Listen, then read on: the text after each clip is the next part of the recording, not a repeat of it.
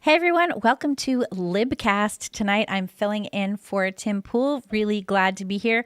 We have a terrific show for you. We have a great guest. We have a terrific panel.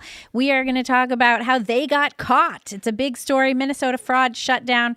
The DOJ charged 15 people in a $90 million scheme. Todd Blanche was out there laying down the law. It's all very exciting. A guy even jumped off a balcony, so we'll get into that.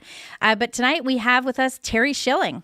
Thanks so much, Libby. I was very happy to see that you were in the host chair. It's going to be a great show. We just had number 8, by the way. Last time I was on, we were waiting for little Charlie's arrival, but he's here, safe and sound. Congratulations. And 7 older siblings, and everyone's doing great, so I'm happy to be back. So tell everyone where you are.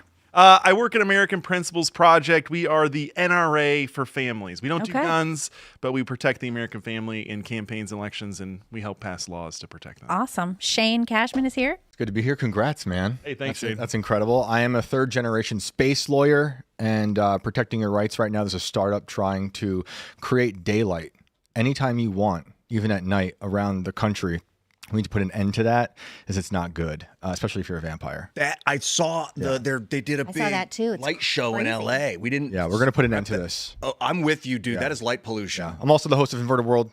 Thanks for having me. What's up, Ian? I'm very happy to be here with Octodad, the man, the myth, the legend. Octodad, that's brother. great. Welcome with number 8, dude. I had no Thanks, idea. brother. I'm so glad to hear it. It's been like 4 years since I've seen you. I know, feels like it. Way too Ages. long. So you're in the house. I'm happy to be here. Ian Crossland back at it again, and we got the wonderful Carter Banks here. What's up, everyone? I'm Carter Banks, and I'm pumped to be producing the show today. Before we get into it, I do have a little word from our sponsors, and that is there's a new global sport competition happening in Las Vegas on May 24th, this Sunday, and it's unlike anything you've ever seen before. Go to enhanced.com/games. The Enhanced Games bring together elite athletes from around the world competing at absolute limits of human performance. No hiding, no pretending, complete transparency, and complete transparency about what athletes are putting in their bodies. And you can watch the entire event live on Rumble. The results speak for themselves. Elite weightlifters typically improve strength around 1.5% annually, yet enhanced weightlifting cohorts saw strength increases ranging from 8 to 33% in a single camp cycle, a 2 to 7 time multiplier on expected gains. These are not generic supplements. They are performance protocols matched to biology, data and refined over time. Every ingredient published, every dose explained. Go to enhanced.com/games and make sure to watch the event this weekend live on Rumble. I like it. It's a pretty cool thing. Get enhanced. Yeah. Yeah, so let's get into it. Carter, can you pull up that first I have got story? you. And we will talk about it. This is from the Post-Millennial. Department of Justice charges 15 defendants in a $90 million Minnesota Medicaid fraud takedown. This is from Katie Davis Court, one of my favorites. The United States Department of Justice announced criminal charges against 15 individuals on Thursday as part of a major crackdown on fraud in Minnesota, resulting in $90 million in losses. The defendants, owners of child care centers and various Medicaid providers, allegedly stole from the country's most vulnerable, including autistic children, the disabled, and the homeless, according to the DOJ. Minnesota will no longer serve as a safe haven for fraud, nor will any state in this country, said acting U.S. Attorney General Todd Blanche, asserting that the DOJ will hunt down fraudsters wherever they are and systematically dismantle their predatory schemes. There are 7 state-managed Medicaid programs that were systemically pilfered by fraudsters who treated taxpayer funds as their personal piggy bank, according to Colin McDonald, Assistant Attorney General for the DOJ's National Fraud Enforcement Division, who announced the indictments. One of the most notable instances is Minnesota's Housing Stabilization Services Program, which was created to assist homeless and disabled people in finding and maintaining housing. Initially projected in 2020 to cost roughly $2.6 million, the program's annual cost skyrocketed to over $104 million by 2024, blamed on fraud. And we even had an incident. Do we have that other one? Yes. The guy. Well, we can talk about that. Do we have the guy, though? The guy who jumped off a balcony? I saw that and I wasn't sure. Yeah, we have Yeah, that. let me we have that check it around out somewhere real quick. But guys, why do we have all of this fraud happening in Minnesota? What is up with this? I don't. That's what was the question I was going to ask. I don't understand why Minnesota. Do you guys have any beat on that? I don't know. I think we just need to build a wall around that state. Just There's so build a many wall problems. around And Minnesota? like they're saying this is the biggest autism fraud scheme.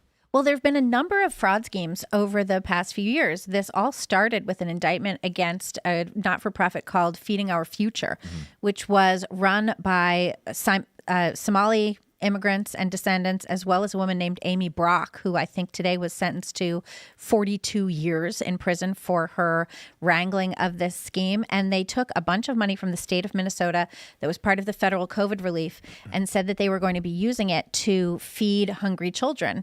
And instead, they pocketed the money. They bought expensive cars. They lived a nice lifestyle. And then, according to later reporting from Christopher Rufo, you even had people who were taking money from the state fraudulently and then sending it back to Somalia, where it funded terrorist organizations. So we have a situation where it's not just immigrants in Somalia, it's in Minnesota, it's descendants of immigrants, and it's also Americans who are getting involved in these fraud schemes.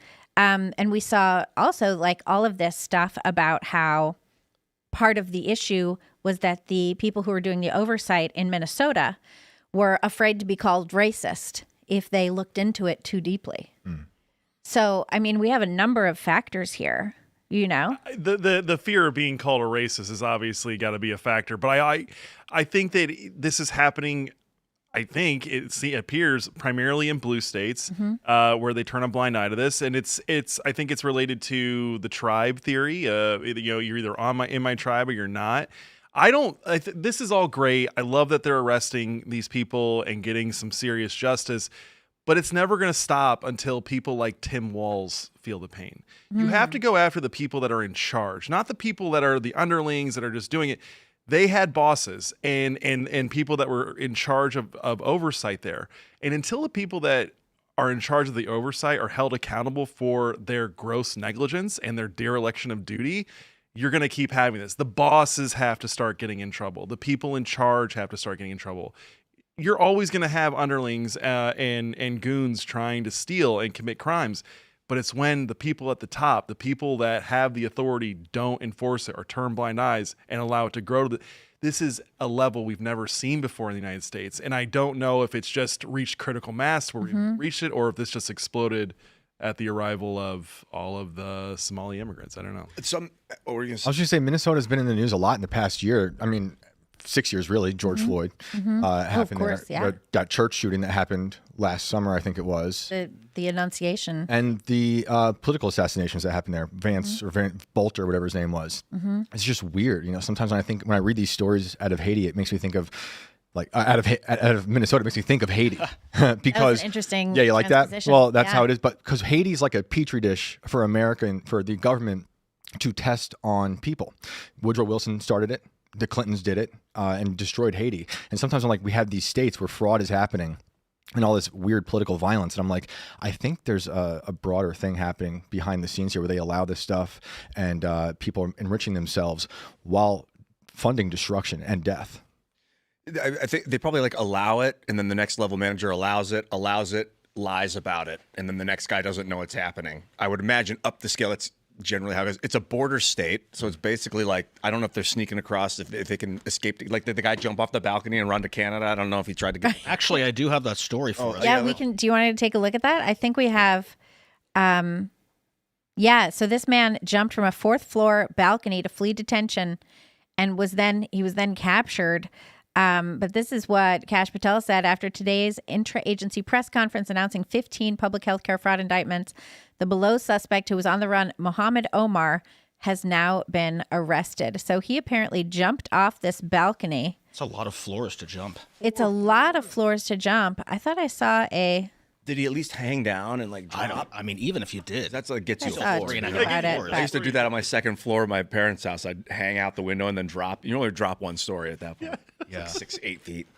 I never jumped out a window. I've climbed in windows. I've climbed up 3 floors. Yeah, but I've never. Sure. Like Spider-Man it? Yeah. Oh, hardcore. It was a weird night. Do you ever like lock yourself out and then you have to Yes, like that was the find reason the one for window this. that's And open, I also lost pry my it open? phone and found it the next day by retracing the steps. So Oh, well, very good.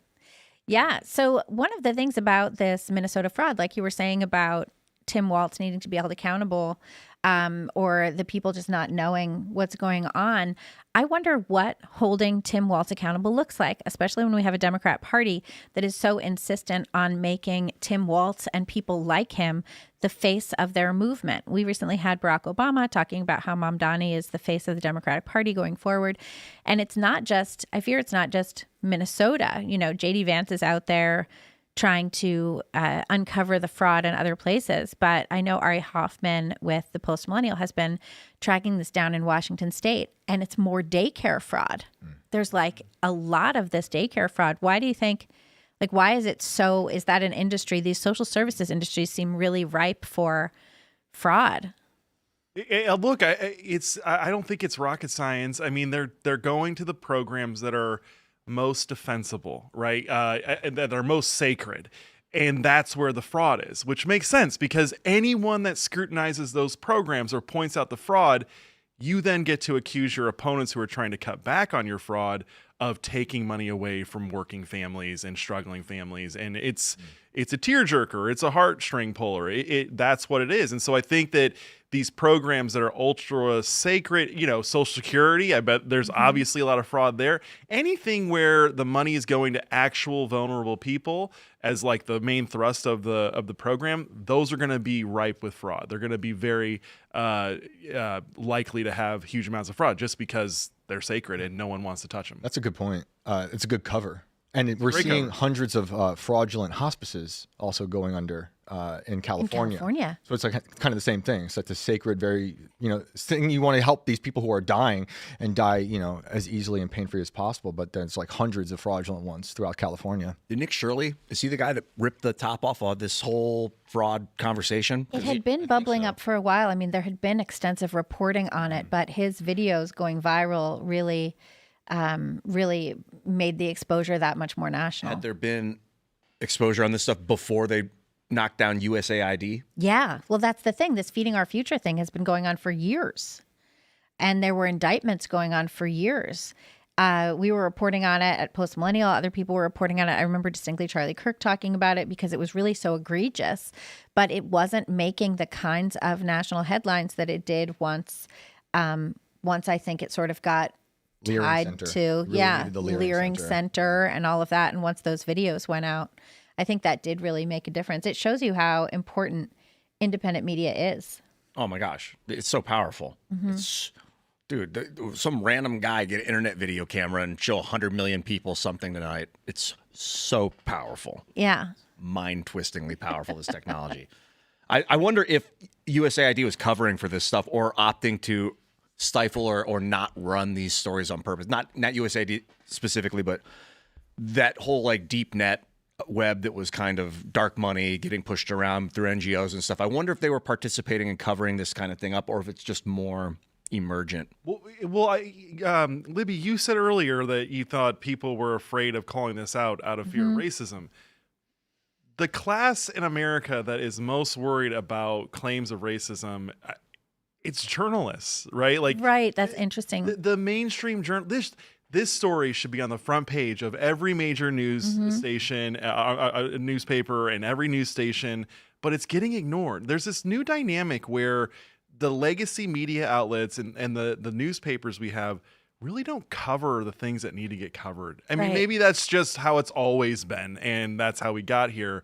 But they ignore this stuff. If it hurts their tribe, if it hurts their team, they don't cover it because they don't. I do think that they actually believe that Trump and the Republicans are Hitler. It's very low IQ, but I think they do believe that, and they're scared to death. And they keep saying it. Even after everything that's gone on, they keep saying Trump is Hitler. We recently saw, Justin Pearson in Tennessee. He's, I think he's a state level legislator. He's running for Congress, I think. And he was calling Trump all kinds of things, you know, calling him like, I think it was like white supremacist and all of this, saying that the Supreme Court decision in Louisiana v. Calais saying that race-based redistricting is patently unconstitutional. They're calling that decision racist.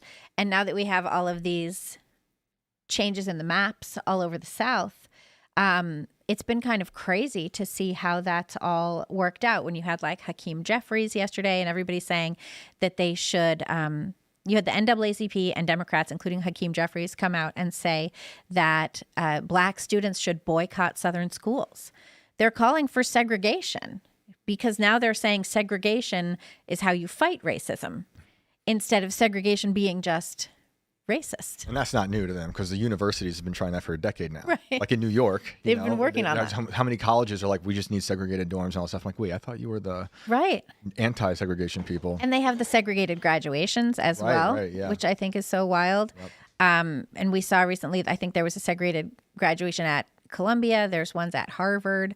And you have all these schools being brought up by Harmeet Dillon, who's such a superhero rock star, who's saying, you know, hey, med schools, you can't decide to discriminate against white students and Asian students who have better test scores than minority students who you're bumping up to the top.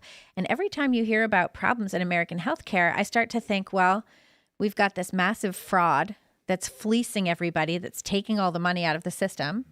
And then we've got a situation where we're not promoting the people who are likely to be the best doctors because we care more about these other things. Maybe if they go back to only letting students at Harvard in who have the highest test scores, they're going to have to get rid of their entire remedial courses staff. Goodness.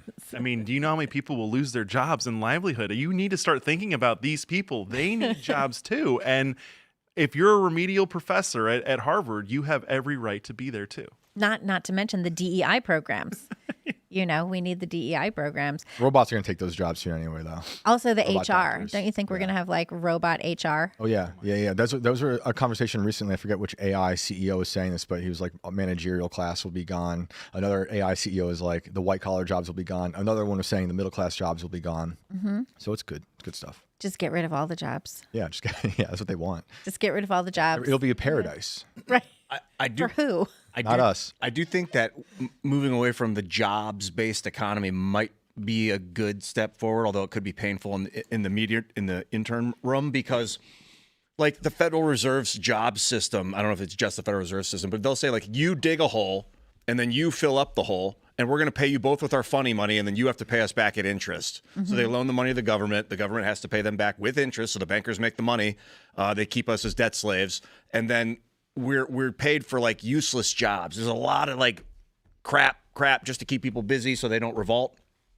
Yeah. I'm not saying that taking away all the jobs at once is I don't want to take away purpose from people too, you know. That's what is going to happen if they take all the jobs away. That's true, because digging the will not holes have purpose. And like, purpose. all jobs are important. I mean, you could argue some jobs aren't as important, but I think there's a lot of jobs a lot of people won't take that are really important. I think their argument is that if they take away jobs, that'll give people time to do things that are their purpose, but I don't think it works. But that sounds like communism. It Like that's the doesn't- paradise of it's a false utopia. I don't know how you find your purpose without putting yourself to a useful application. Mm-hmm. Yeah. You know, that's the thing that I worry about. It's like when you're a kid, you have stuff that you're supposed to do. I remember distinctly, like, my parents made me do, you know, chores, which at the time I thought like, I'm being, you know, tortured. But I'm sure looking back, it was totally fine. But I always would have to like rake the yard. And we had this like corner house and you have to rake the yard, and it took a long time. And I would stand out there raking the yard, like composing poems and vignettes in my head. Oh, yeah. And then I would memorize them, and then I would know them. Yeah. So if I hadn't had to rake the yard, I never would have spent the time to compose poems and put them to memory. Yeah. I just would have watched more Cosby Show. You know, It was a good show. which was good. I had a similar experience with waited tables at Dusty's in LA on 3200 West Sunset. It's not there anymore, but a great area. And I would just hate it. I'd be there at 7:30 in the morning. I hate this job, getting the pepper and the salt on the table, getting the napkins folded. And all I want to do is go make videos on YouTube and just make YouTube videos. And I would just hate all day. But I'd make the best of it. I'd get stoned out back. And then I would come home like a fireball and make videos. And I think if I didn't have that job to like yearn for something greater, Right. that I would never have done the greater thing. I mean, think maybe I that's- could have pulled it off. I can totally relate to what you're saying, Libby, though, because like I had a job where I was standing at the podium at Cinemark just taking ticket stubs for like 6 hours, and like there were times where I was just standing there writing songs in my head. I think you guys, I think what we have to show here is that you guys had cool jobs. Maybe. You know, Sometimes. I think these are cool I jobs. was mucking horse stalls, but That's, you know, our not medical bad. field is already a mess, and the fraud doesn't help. And then thinking about Harvard and people who want to become doctors, like it's hard to find a good doctor. Yeah. Post COVID, you know, everything's been. The good doctors are disincentivized. You know, I go to a doctor and I was looking at a computer the whole time. We just talked about that last night. So hardcore since the insurance agencies, basically in the 90s, I think they started billing They're like, hey, doctors, we're going to give you all of our patients. You don't have to like publicize your doctor office anymore. And so, but the thing is, you're going to have a lot more patients. Doctors like, all right, so we don't have to promote or look for people, but we have to see 10 times more people. We see 4 people an hour now. You might get paid for giving this pill out. Yeah. Stuff like that. It's like not good. Let's jump to this next story. Trump urges the Supreme Court to do what's right and uphold his executive order ending birthright citizenship. I'm really interested to know what you guys think the court will do. Trump said it would be a disgrace if the Supreme Court rules against his order ending birthright citizenship. He told reporters that birthright citizenship was not meant for Chinese billionaires who have their children become citizens of our country. This was meant for the babies of slaves. This was signed right after the Civil War. You look at the dates alone, immediately after, this was having to do with the babies of slaves, and people have used it. And if this is allowed to stand, it will be a disaster economically for our country. And you'll have 25 people of the people coming into our country coming in through birthright citizenship, and we won't have any control. We can take a little look at this clip. Now we have another one coming up, which is birthright citizenship. And we're the only country in the world that has it. You step into our country and you're all of a sudden a citizen. You come in a certain way. This was not meant for Chinese billionaires to have their children become citizens of our country. This was meant, or other rich people, poor people. This was meant for the babies of slaves. This was signed right after the Civil War. You look at the dates alone, immediately after. This was having to do with the babies of slaves. And people have used it. And if this is allowed to stand, it will be a disaster economically for our country. And you'll have 25% of the people coming into our country coming in through birthright citizenship. And we won't have any control. This decision by the Supreme Court is a very big one. They'll probably rule against me because they seem to like doing that. Frankly, I'm not happy with some of the decisions. Look at NIL. So what do you guys think? I just want to point something out. I don't know if you guys have noticed this. Me and Beth Bache, who does social media at the Post Millennial, we were looking at these clips today, and we could not get over this man's outie belly button in the background. It is distracting. What's going on? It was very distracting. Dang, who that? This is a situation where I think, like you wear a blazer. Bro. This is why you get a blazer. Yeah. Even a button down with an He shouldn't have been undershirt. allowed. He shouldn't have been allowed in there. He shouldn't have. Listen, be allowed in I'm there. gonna fat but maybe shame. like, No. I don't. It's really the outie shaming. I have no problem with. Well, first of all, this is. It's just a little much. We know this guy. but We all know this guy. He's at our local VFW every Friday, and he had just finished up 18 holes earlier in the day. Totally and fine. This is he just found himself at the White House today. That's what I'm happened. just saying, throw a blazer in the car. You just keep it there. I think Trump. Tie would have Okay. worked. Belly But what button do you- protruding. My I'm policy is sorry. if you go to the I'm sorry. White I just House, found it so distracting because he's in the belly is in every clip. If his face was there, you'd focus on the face. There's a video circulating that's AI, I think, of Trump kissing that man. No. What? Yeah, I think it's AI, Rubbing but the you can't boot tell of these days. I don't You know really if can't it's tell. AI. It might be. It might be real, yeah. I didn't watch the full We're gonna thing. make Wow. babies, real American babies. Right? I think. But that what do you guys think? Do Well, you he's- think he's the hit- Supreme Court is going to rule against Trump? And Yeah, he's probably right. I don't about know, that. actually. Yeah. I mean, I don't know if an executive order is the way to get this done. So maybe they'll rule against it just because it's an executive just order. like on procedure. Yeah, but he's hitting the talking points that are correct. Like it was before airplanes existed. You couldn't just take some random Indian guy that spoke no English, fly into the United States without even like a visa, and then just have a kid. And then that kid's an American. What the that makes no sense. And it was also before welfare. It was before the welfare state, before we started giving out money to anyone and everyone that has a kid, and even more if you don't have a husband or a father involved. There's a lot of perverse incentives now that he's exactly right. This would destroy the country if we don't get rid of it. Yeah, and we also have the situation, this is something Tim talks about all the time, where there's like 1.15 million American citizen babies being raised in China to Chinese parents who had their children in like the Northern Mariana Islands or wherever else in America, and then got the American passport and took the kids back home. And now they're raising American citizens who will be eligible to run for president at a certain point. And after I had this recent conversation with Chloe Chung, who is a Chinese dissident, she was part of the Hong Kong Umbrella Revolution. And then she left with her family. She was a young lady. She was just in high school. And she left and went to the UK. And now there's $1 million bounty on her head from the CCP. And she's just this nice kid, you know, who was trying to do what was right for Hong Kong.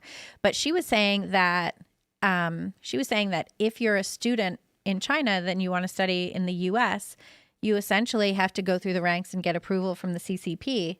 So to a certain extent, any of these American citizens being raised in China will have the thumbprint of the CCP on them when they eventually come here. Why do you think we have all these spies? Yeah. Fang, the one who's a mayor in California. Right, Who only got 9 years, by the way. He only got 9 years for being a Chinese asset and running the town of Arcadia, California. And on top of that, we have all these secret Chinese police stations around the country they keep finding. You see the one that happened in the Bronx they uncovered like a week ago. There was one in Colorado. There was one in California. And also secret Chinese biolabs that they keep breaking into. What's that? What do you mean? They're secret just, Chinese they've got biolabs? like biolabs where they're working on viruses they shouldn't have.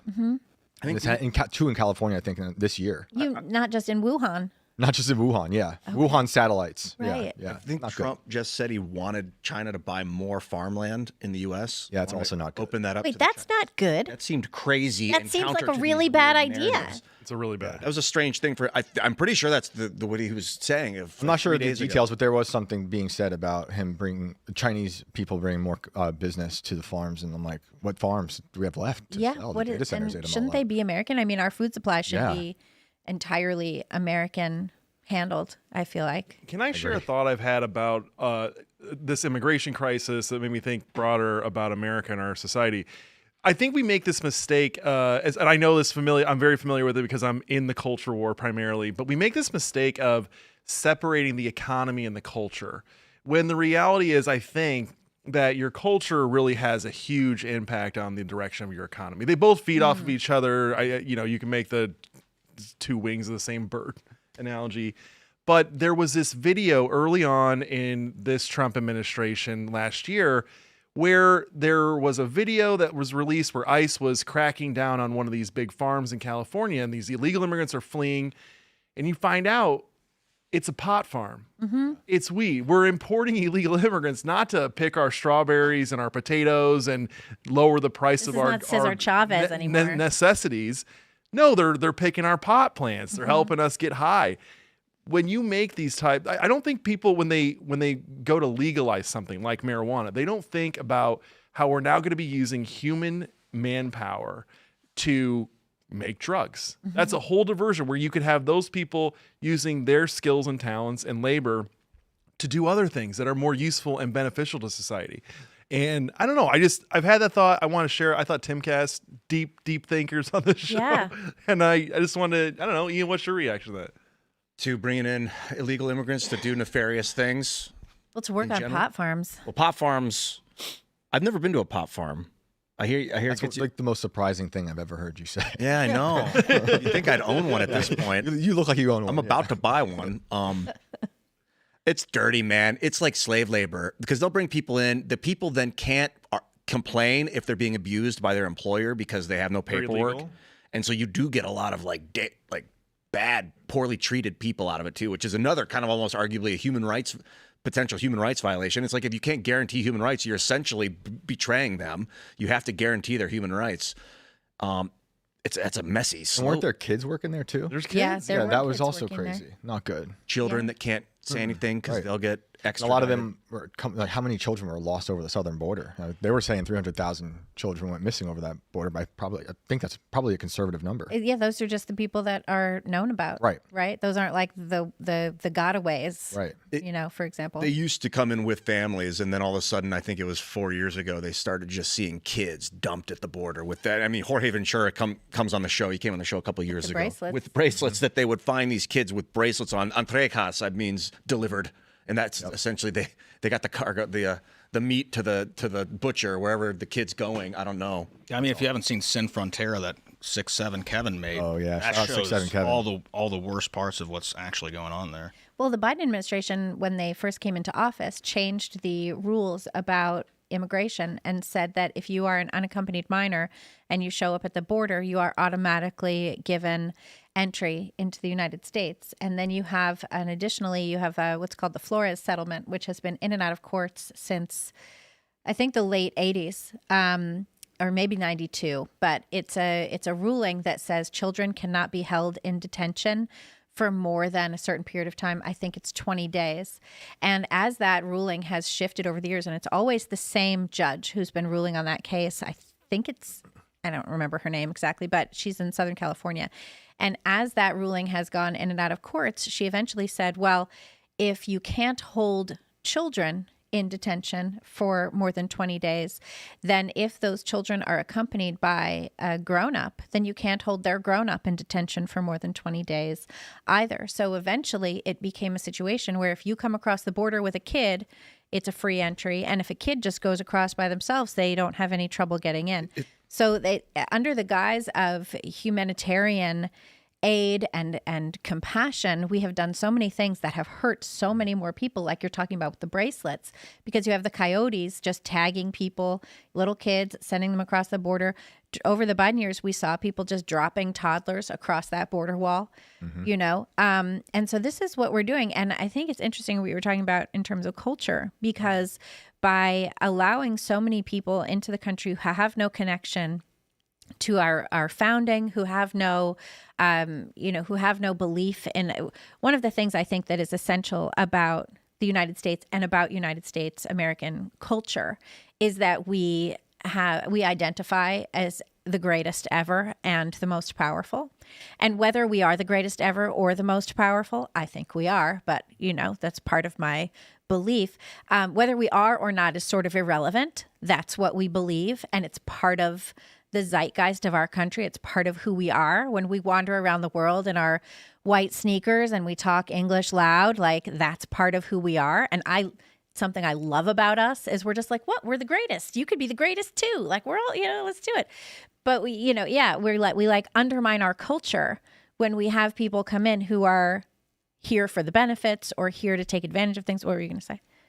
At the root of believing that this is the greatest country ever, and this was reinforced by my great-grandparents and my grandparents and my parents, it's gratitude, right? They told my grandparents and parents told me this is the greatest country in the world. So many, your great-grandfather was in World War II. He sacrificed for our country. He fought for our country. You need to do your job. You have a duty. You have to show that you're grateful. It was saying, yes, Americans do believe, and it is true that we are the greatest nation in the world, but that's not braggadocious. It is more of a call to arms and a call to duty and ultimately gratitude. And that's the big difference with the people that we're importing here. Ilhan Omar, right? We saved her from one of the worst nations of all time, where it has the highest levels of rape and murder, corruption, arson, it's like corruption. huge on corruption. It's terrible. And she has the gall to come here and lecture us about our problems. You should be kissing the ground you walked on. But because she doesn't have any ancestors who fought in any of our wars or have made any sacrifices for America, she thinks it's a right. And so she is entitled. That is the disastrous spirit that we need to be on guard against. Memorial Day is Monday. That's important. Both my grandfathers fought in World War II in tanks in North Africa. My grandpa, Blaine, was a tank sergeant, probably ran over his own men trying to command these guys, came back a fucking shell of a human being to protect us and to make the world what it is today. These guys, My dad he gets pissed off at Trump a lot because Trump sometimes he went to Arlington and I think he talked shit about the troops. Sorry, I watched my language. He was saying like, oh, what did they even die for? Like Trump avoided the Vietnam draft because he had bone spurs. He's a rich kid with bone spurs. Didn't have to get his legs blown off in the jungle or face Charlie or whatever they're doing over there. But these guys, what they've gone through, we live in this like post-Cold War era where we are living off the backs of the working man, and we have lived in this like fantasy land where there's no fear of retribution from anyone on the planet. It's not like that's a breeding ground for what we see now. People that don't give don't understand and don't care. They haven't had to fight for anything. Like literally fight. When I see people like flaunting, like talking, like getting in, I don't know. There's so many things that people do that I don't want to wish war on anybody. On anyone I know. I don't want to wish combat on these guys, but there's something about what these people went through that makes this country really important. Did you know your grandfather? Yeah, man. But when I met him, he worked for the city when he got back from the army, and he was like a pole guy. He would climb up telephone poles, and he fell off and broke his back. So when I knew him, he was bedridden. Wow. Basically, and he was a mess. He was a mess of a man because he was in a tin can for like 8 months in the hot 108-degree Libyan desert, blowing guys apart, seeing his friends get shredded. Dude, God knows. You ever see the movie Fury? That's for everyone out there watching and you're into tanks. Go watch Fury. That's the craziest tank movie. Yeah, it's a really good movie. Dude, you'll get a better idea of what you're talking about. Claustrophobia, man, being in one of those metal things, and like the friendly fire that doesn't get talked about enough. The amount of friendly guys that get killed in combat just because you don't see them. It's awful. You don't know who's pointing where. Like, I don't know how to instill that into people. I don't think you can. Yeah. You that gets instilled in you by external forces. I mean, those generations, they all sacrificed. They all went through absolute hell. And if it wasn't war, it was the Depression. It was having to be thrifty and save and not indulge. Ian, we are soft. I mean, that's what you're really getting at, is that because the last 3 generations of Americans really haven't sacrificed much. We're starting to see our generation get chewed up and spit out in the workforce and treated like garbage, but that's not the same type of oppression as what you're talking about in Libya, being in a tin can. Sometimes Twitter goes down, and that's pretty tough. Or I'm on a plane, I don't have the right Wi-Fi. Yeah. The dudes that served in Iraq in the mid-2000s, and in Afghanistan, I know some people that are like, bro, we kicked doors open and killed kids. Like they talk about Fallujah, the Battle of Fallujah. That seems so terrible. And it like, where's the media coverage? It's like people want to cover it up and be like, no, candy canes and rainbows, let them all come. Let's everybody say hi, dance, let's dance. Bro, you know how many people were killed to create this environment we have? And if we don't protect it, it's going to become that again. We cannot allow that. Yeah, and then it turns out that one of the people who came here, who was invited because he'd worked with U.S. troops in Afghanistan, an Afghani man, came to the U.S. and lived in Washington State, and then tried to murder 2 West Virginia National Guard in Washington, D.C. and did kill the woman. And we trained that guy. And he came here and hated us. Yeah. And so when you look at this, and then you hear about, in Pakistan, a bunch of Afghans went to Pakistan waiting to get basically a lift to the U.S. after they had been supposedly vetted by the United States, by the Biden administration, because they had worked with the U.S. and so their families get to come too and everything. And Pakistan was tired of waiting, and they were like, you all have to go back because you're doing too much terrorism in Pakistan, and we can't have this. So when, we're supposed to be wide open, our arms are supposed to be wide open, and I think that we are, but I think we do have to be a lot more careful about why people want to come to the United States. Do they want to come to the United States because they want to cast off where they're from? They want to say goodbye to their homeland? They want to come be American? Or do they just want to, live somewhere else for a while? We've seen situations in the UK where people from Afghanistan go and become refugees in the UK, but then on their holidays, they go home to Afghanistan. What's your refugee status? Like, what do you mean? That guy that you're talking about who shot up the National Guard, I mean, we created him when he was a teen. It was like, I think we had to bring him here. I don't think we should have, but they were saying we have to bring him here because he's a liability out there. He was part of a death troop, for us. And then he came out here, and I think he had some severe PTSD. Like, he was a mess. Sure. And he should not have been here. And there's more instances like that too, of people we've created, and then they come here and just do the same bad thing that they did over there.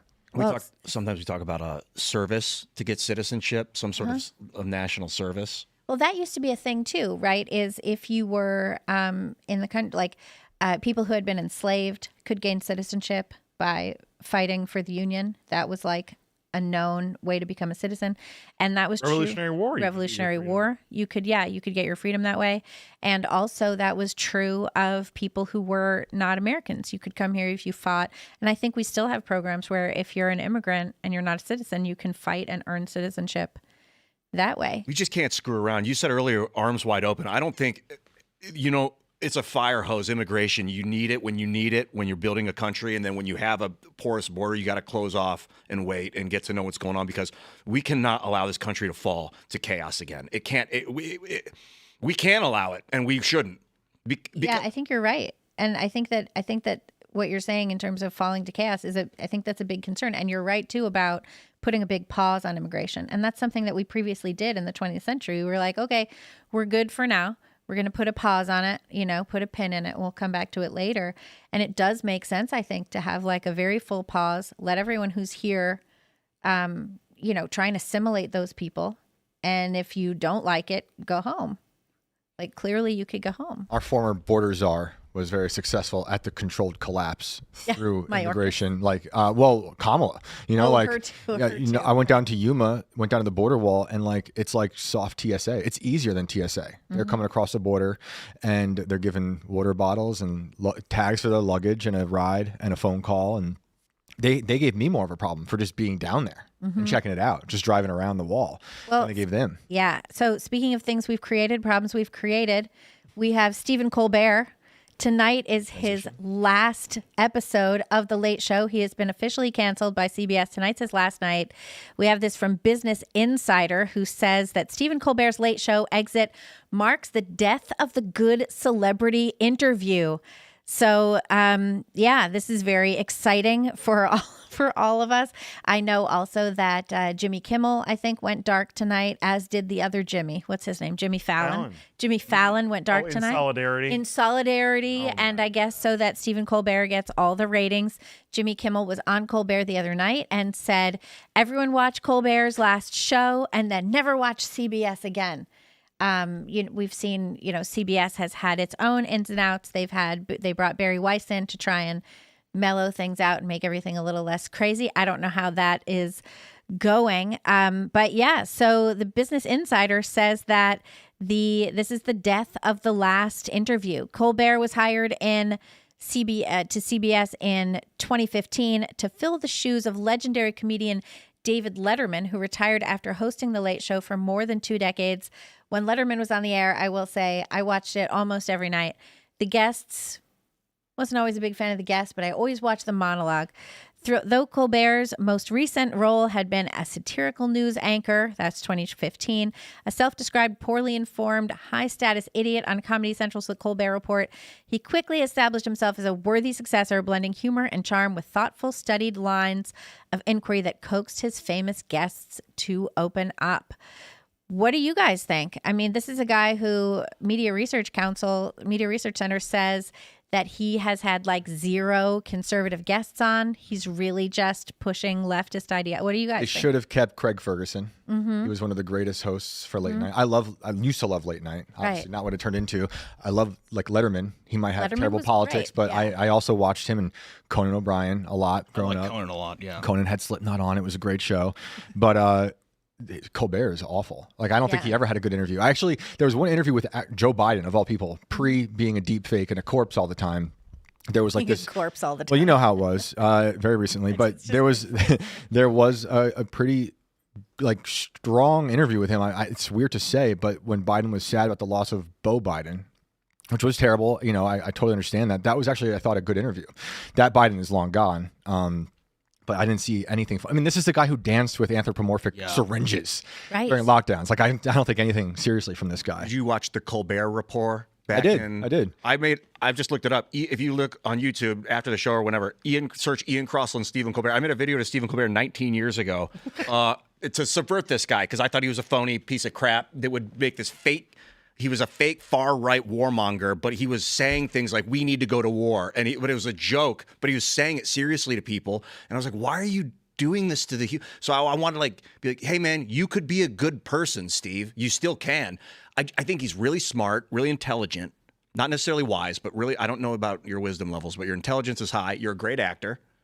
You can be very funny, but that doesn't mean you know everything or that you're right.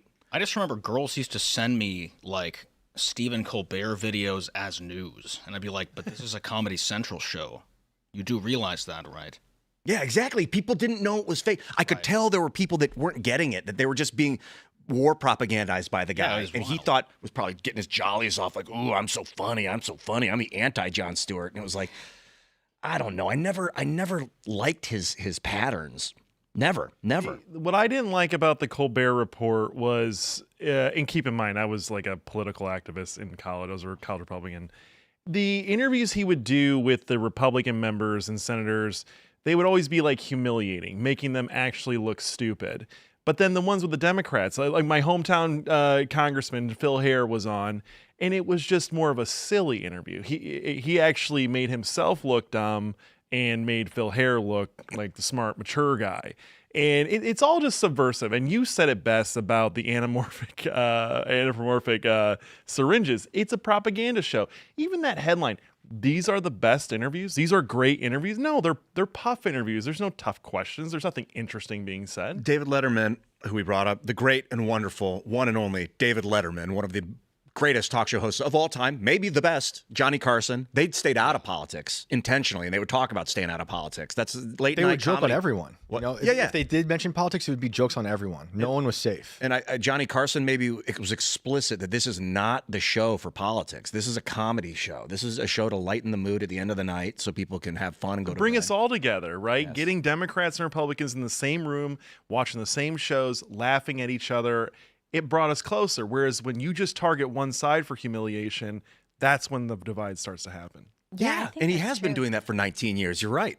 Yeah. And these are major shows with billions of dollars behind them, promoting them and putting them on the airwaves. It's all deliberate. Like I'm so black pill. I go back and forth between being white pilled and black pilled. I am gray pilled. I'm a Christian. Oh. Yeah, maybe. Yes. Most of the time it's just a gray pill, but these are all propaganda outlets at this point. Like there's no real news. They don't cover the Somalian fraud. They don't cover real news stories that are actually impacting people's lives. And they definitely don't ever call out the real bad guys. They make the good guys the bad guys. It's funny that you're even referring to it as a news show that's not a news show, but because it's not even supposed to be remotely near a news show. It's a comedy. I mean, it's supposed to be a comedy. Well, I don't know what it's supposed to be, but it has always been a comedy monologue, and then you interview celebrities. That's the show. Yeah, I don't think Conan got political. I don't remember anything except for weird humor that I thought was hilarious. I don't just jokes. They had the jokes for other everybody. thing too that what happens is if you're political and you have guests on and you're a political host, then the guest wants to have a good interview, and so they'll agree with what you say. Because they're promoting their book or their movie or whatever it is, their album. And so they'll go along with what you're saying because they want a good reaction from your audience, and you're guiding them as to how to do that with your political views. So I think that's a big part of it too. What do you think about the announcement that he's going to be directing or writing a Lord of the Rings trilogy piece? I like it. I mean, I think he's a great actor and a brilliant dude. Colbert, he's hilarious in the right environment. But he knows that world very well. I don't think it's a great idea for him to write that stuff. Honestly. I'm not a huge fan of his writing. He loves that stuff. Yeah, no, it's weird. A lot of people love it though, and they could be really good at it. I don't even hate Stephen Colbert. I want him to succeed. I always have. That's why I made a video response to him 19 years ago. What do you want him to succeed doing though? To be a better communicator, to really be real, not to be a position or a facade of a guy that thinks a thing and wants a thing you don't even understand. Just break down on camera once in a while for real, man. But he did. He cried on camera once, but it was so fake Mr. Rogers. Was it about COVID? I think it was about the election. Oh, it was the election or COVID. I forget which, but it was so put on. It's fake. He was successful as a character, but he failed as himself. Do you guys remember Jimmy Kimmel crying over Cecil the lion?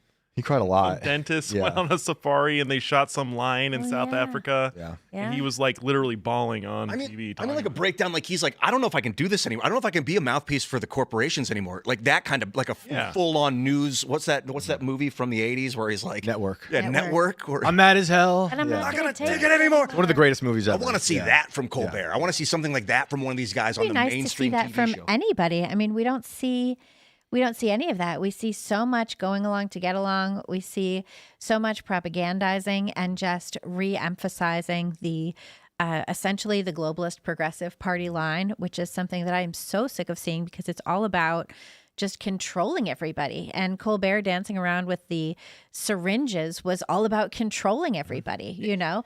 And the thing too with Kimmel's support right now for Colbert, like I find it really hard to look at Jimmy Kimmel without, bile rising in my throat after what he said about Charlie Kirk. I just find it really difficult to not just take him seriously, but like feel anything from him other than like just disgust, And a lot of their jokes are based in like a false reality. So the jokes don't land for a lot of people because they're not based on anything that's tangible. I mean, they think it is. Right. What they're reading, they have a bad media diet. I think I'm paraphrasing what Norm Macdonald said once about you have to have some kind of love or empathy when you're going after these people or trying to be them, like I think he was talking about a Trump impersonation on SNL, how it kept falling flat because it was all out of hate.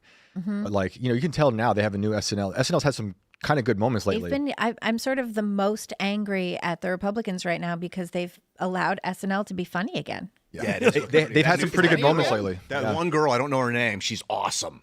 She's new. There's a few. Really good. Yeah. They've had With some a pretty good mustache. sketches. And they've had some funny jokes at the Republicans' expense. Yeah. For a while, the left was so crazy that you couldn't even satirize it. They even brought back Aziz. Right. They're like, we will undo the Me Too. Right. We need you for cash. That was such a bogus Me Too. That was just so bogus. An issue with Colbert, like Jon Stewart made his career. He was a nobody. Jon Stewart put him on his show, The Daily Show, and turned him into a funny, him and Steven, the other guy from The Office, Steve, who I have no problem Carell. with. Carell. Him and Carell and Colbert were on You never The Daily hear his Show. politics. He's just He's just funny a hilarious, as hell. top level A+ Yeah. list actor.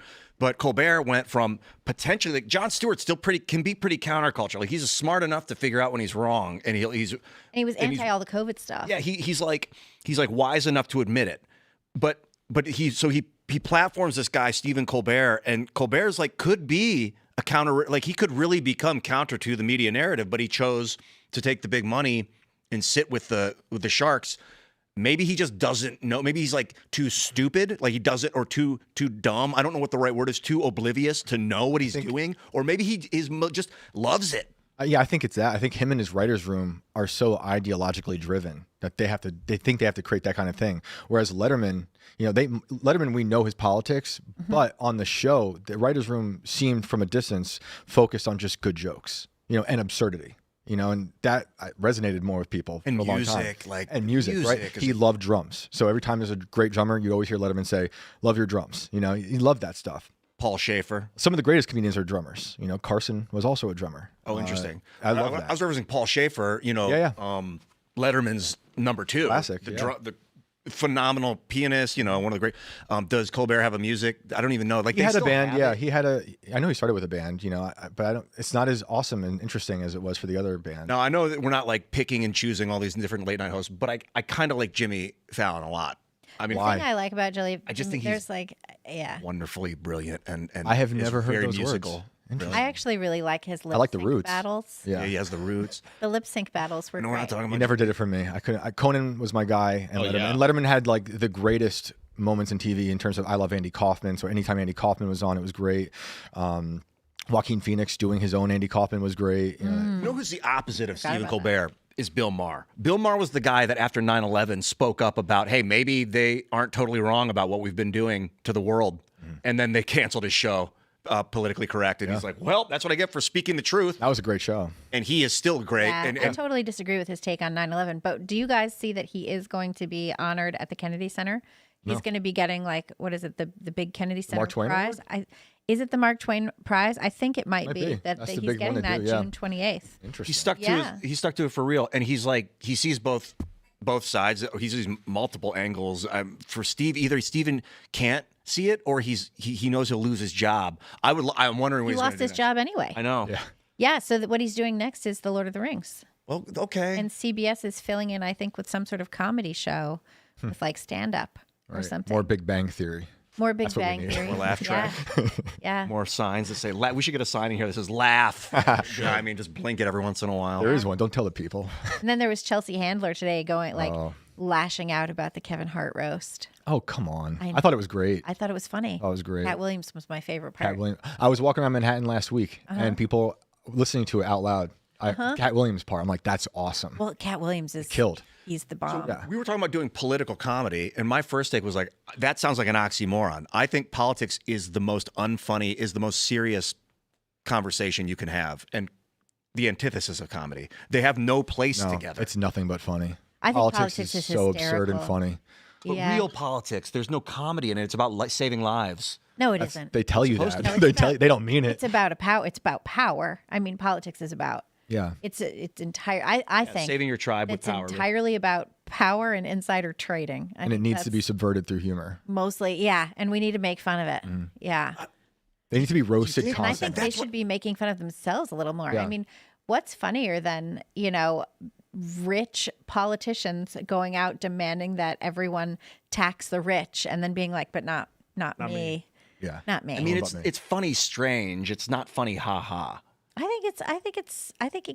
It's not funny haha in a good natured way. It's funny haha in a black It's pill like sort of horrific. way. It's like Or I'll like laugh a- at the little, like the guys in the military that are killing, in the jungle, killing little kids and then laughing about it. Like, watch their bodies flop around. It's like not funny, but it might make people laugh, but it's not funny. Should we look at the Chelsea Handler and see what she had to say? Here it is. I don't have a lot of I'm 51, so like I'm pretty secure with who I am. Yeah. I don't care if these guys say that I'm a whore. Like I'm doing exactly camera what switch they're there. doing, except I'm a woman and I'm allowed to. And that's real. Yeah, I'm rich, I'm famous, and I'm hot. So I'm fucking people. You're Like supposed to. that's what I'm gonna do, and I'm gonna continue to keep doing that as long as I remain as fuckable as I am. So I don't really see the problem. Yeah, no, and That's I a think a little lot cringe, of you other women guys. should feel the same way out there, especially women that I run into. Yeah, whether you're famous, whether you're famous or rich, those don't apply. But like the idea that, like, what were they going to say about me? They couldn't say anything other than that I'm a whore or my age. I think that was the other thing that they went in. And you're like, well, okay. Those aren't jokes. That's not clever writing. And I knew they would be lazy because they do that for a living. And I knew enough about like Tony Hinchcliffe and Shane and their backgrounds. I had ex-girlfriends blowing up my DMs that had dated Shane and were telling me stuff about him. So based on that, I was like, oh, these guys are pretty bad. So you had something on him that you was going. You could have. Tell us now. What shit Shane? It's just everything we know, that they're racist, that they're bigots, that they're sexist, that they think they're like invincible, that they've been canceled for being like, Shane got fired from SNL, but then was on SNL years later. So he got fired. So what happened in between those two events? So he believes, this is per one of his exes, that he's invincible. He's like, doesn't matter. I can say anything I want. Yeah. Do you think that now a lot of like white comics, they feel as though that they can say something racist and it's gonna further their career? Well, yeah, they're going to get in with that group of like Roganites and that Austin group of Joe Rogan and all of those guys. And I just, like that's their MO. Even some girl comics have started to do it, to be like in with that group. Yeah.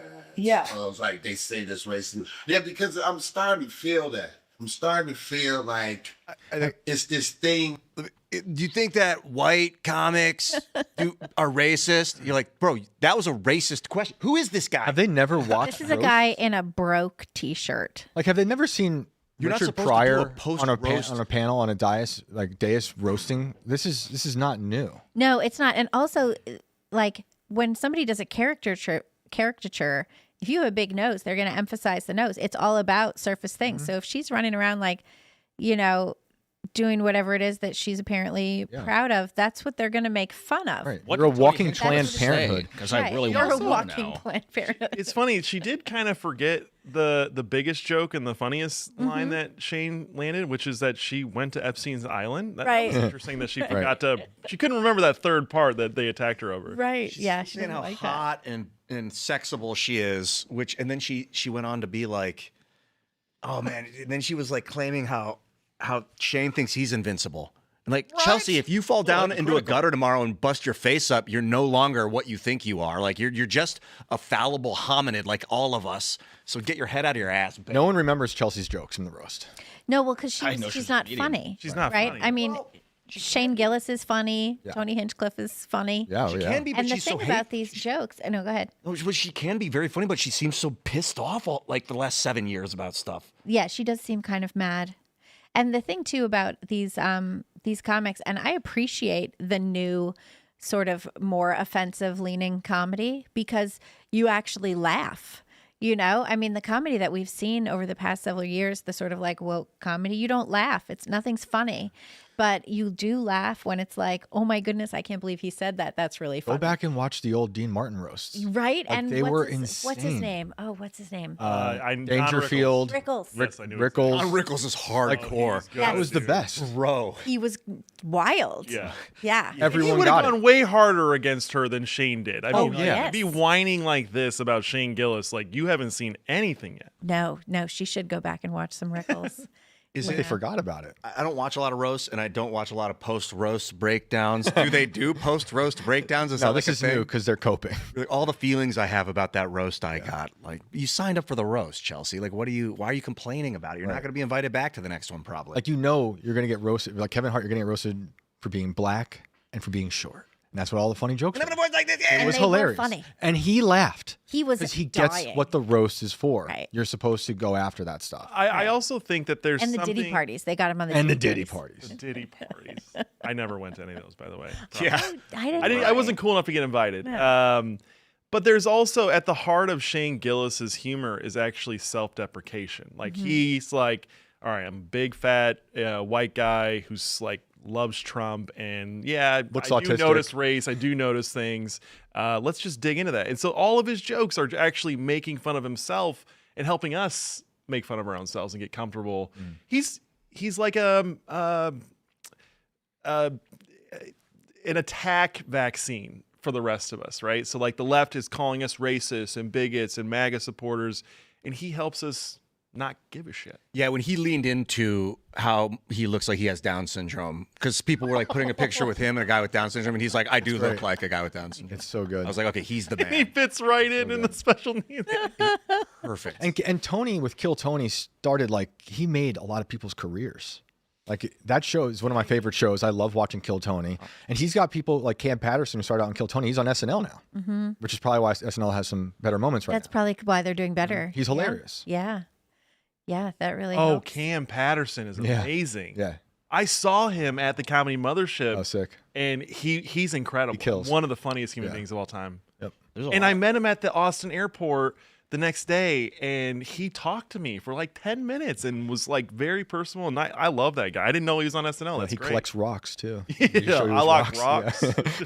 Whenever I Oh see, yeah, that like, guy's awesome. Yeah. whenever I see like a celebrity who's like just really good to their fans, I always think of this thing with Barbara Eden. So remember Barbara Eden? She was I Dream of Jeannie. I don't know if you guys remember I Dream Yeah, I of remember Jeannie. that. It's old. It's like black and white television.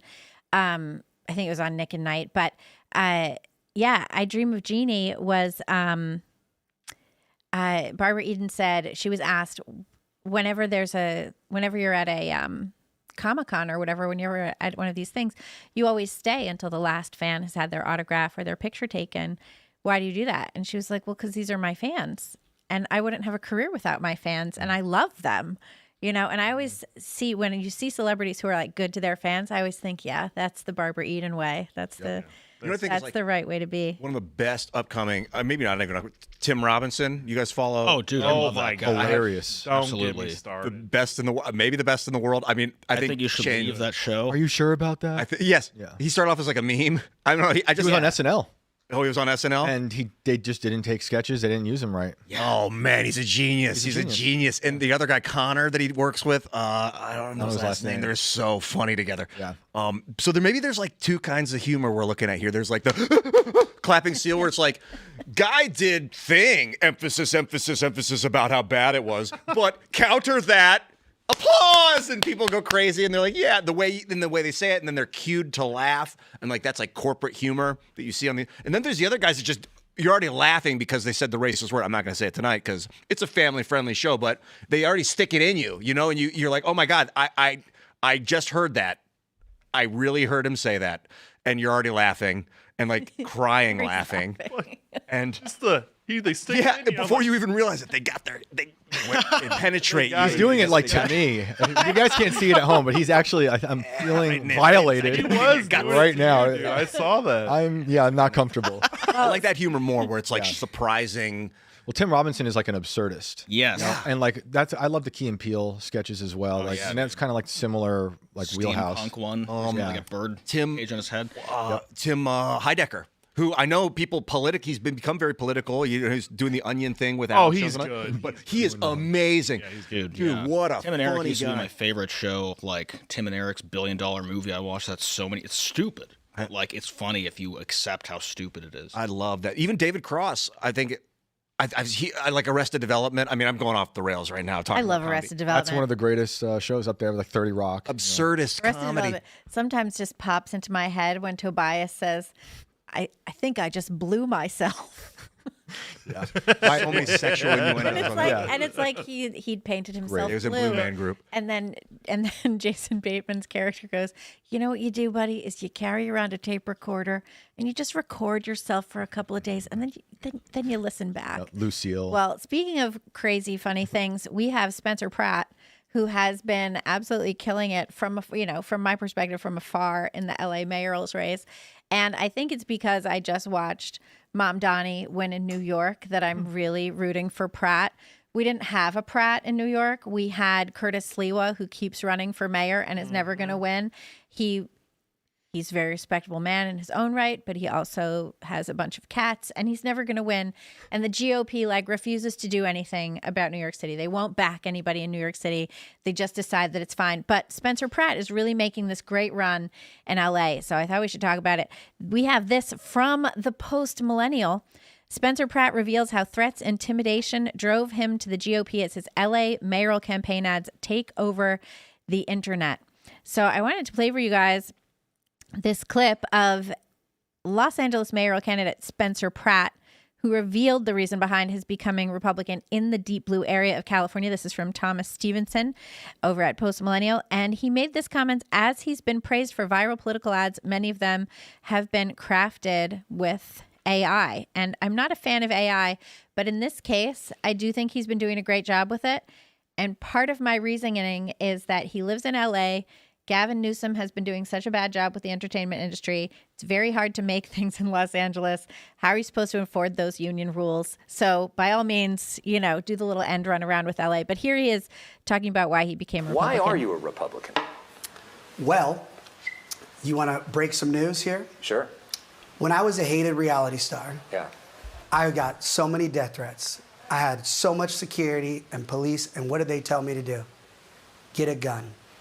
This is real. I know people don't like guns, but LA was dangerous if you're hated. So I got a gun. My wife got a gun.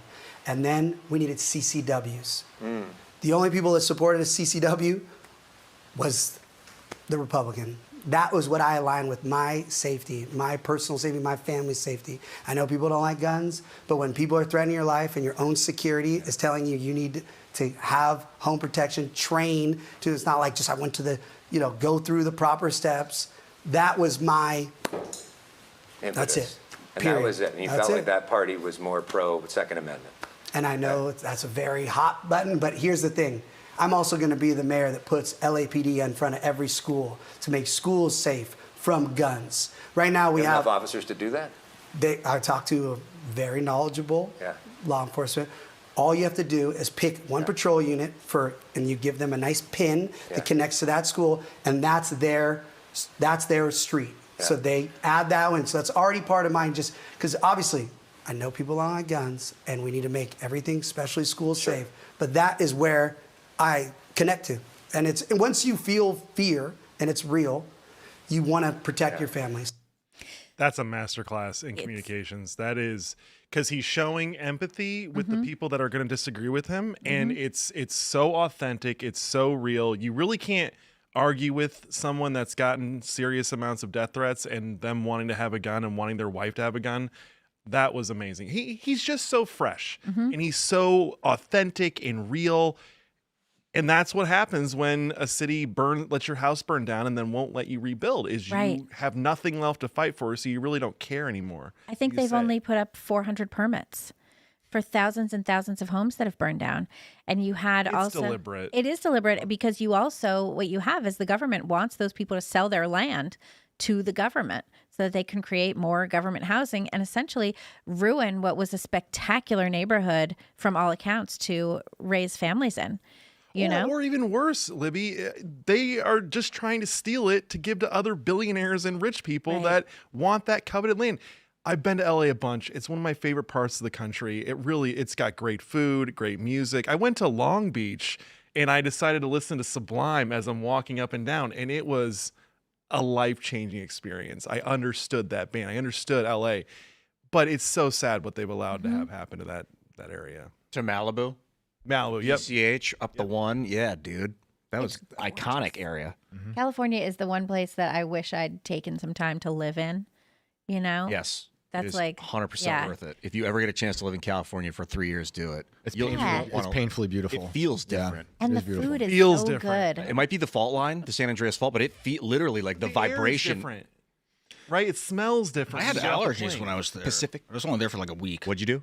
I got really bad allergies. Maybe Interesting. It's just so It seems unfortunate. more polleny. It's run by demons. Yes. Yeah. It's such a big state. I don't think it should be one state. I don't think the South can govern the North, and I don't think the North can govern the South, except the water rights. I don't know how they would delineate the water right, because the water is coming from the North. Well, and now we have the data centers. But I want speaking of Arrested Development, we have this post from Gene Parmesan. This is one of the Spencer Pratt videos, and I just wanted to share it with you guys. This mayor race is really heating up. Who you guys voting for? Haven't decided? Same, haven't really been following it. Same. Same? Same. I'm not MAGA or anything. But the city's kind of gone to shit though, right? Oh yeah. Jessica stepped on a needle at the playground the other day. I'm not MAGA or anything though. I'm not MAGA or anything, but have you been downtown lately? Looks like an episode of The Walking Dead. Not that I'm MAGA or anything, though. Spencer Pratt seems like he has some good ideas. Not that I'm MAGA or anything. He does seem really angry all the time, though. Well, they did burn his house down. Also, apparently he's staying at the Bel Air Hotel, not the trailer on his property. Well, yeah. They burned his house down. Okay, we're all adults here. How about on 3, we just say who we're voting for? 1, 2, 3. Spencer Pratt. Yeah. Spencer Pratt. Spencer Pratt. Can you imagine if our wives knew? We're all voting for Spencer Pratt, right? Of course. Obviously. I wish I could vote like yesterday. Yeah, so that ad I thought was just so brilliant. I just thought it's so good. And he's had so many of these, and all of them seem to go like mega viral. Like the one where Karen Bass was Darth Vader. And they just go around they go around showing how terrible things have gotten for just regular people. Yeah, I wanted to say LA? that about what he was saying about why he got a gun and why he became a Republican is this sort of aligns with what I was saying earlier about dudes that went and fought in World War II and that have put their lives on the line. And when you see fear and terror for real, if you think someone is breaking into your house for the first time, for real, you wish you had a gun. And you wish you were trained. So and it doesn't make you a Republican. It's just like dudes that were leftists in the 1940s would be considered far right today. Like everybody was like ready to protect themselves back in the day. It was a huge part of the ethos. My dad had like 14 guns growing up. He was a hunter. Then he sold a bunch and bought guitars. But I think it's just like it's more of you become a realist when you're faced with danger.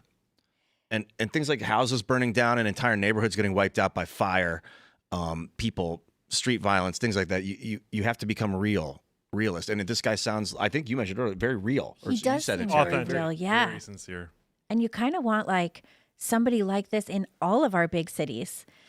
He's just a tad unpolished, which makes him so perfect. Which I think is okay. I mean, so good. No, it's perfect. Yeah. It would be worse. It would be so bad if he was a Gavin Newsom type and sounded perfect every time. Gavin Newsom is a shape-shifting chameleon pretzel man. That no one should trust. He's horrible. Has he lived in isolation for too long? Was he always like this? Because I didn't really know who he was until he was governor. But did he grow up rich? He had sort of an interesting background. His parents split up when he was young. His dad ran for Senate, and I think lost, and also worked for the Getty family and the Getty Foundation.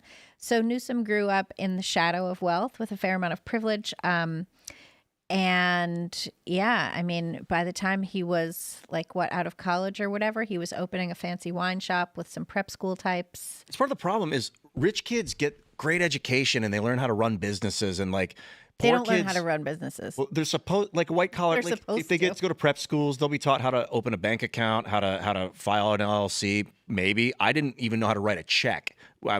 In the 80s and 90s, I was never taught how to write a check. I didn't know how to do it because I was a poor kid. I was like a lower class, average, regular dude. I don't know. I went to prep school and I didn't learn shit. I wasn't bred for running companies and being a politician and all that. So when you see people that come from, I don't know if Spencer Pratt's lower class, lower class, but he was on reality TV. He made his mark through a reality TV show. I don't know if did he come from money? Are you familiar with his background? I don't know. It's just it kind of breeds realism when you're from down hard times growing up. When you don't get stuff handed to you. You have to work for it from the age of 12. If he gets in, do you think he'll actually be able to make any real change out there? I like this thing about cops having a cop. Yeah, no, I think it's all great. I just don't know if anyone can actually make an impact anymore in politics. I wonder about that too, right? I mean, the hardening schools, which is what they call it when you put a cop at schools.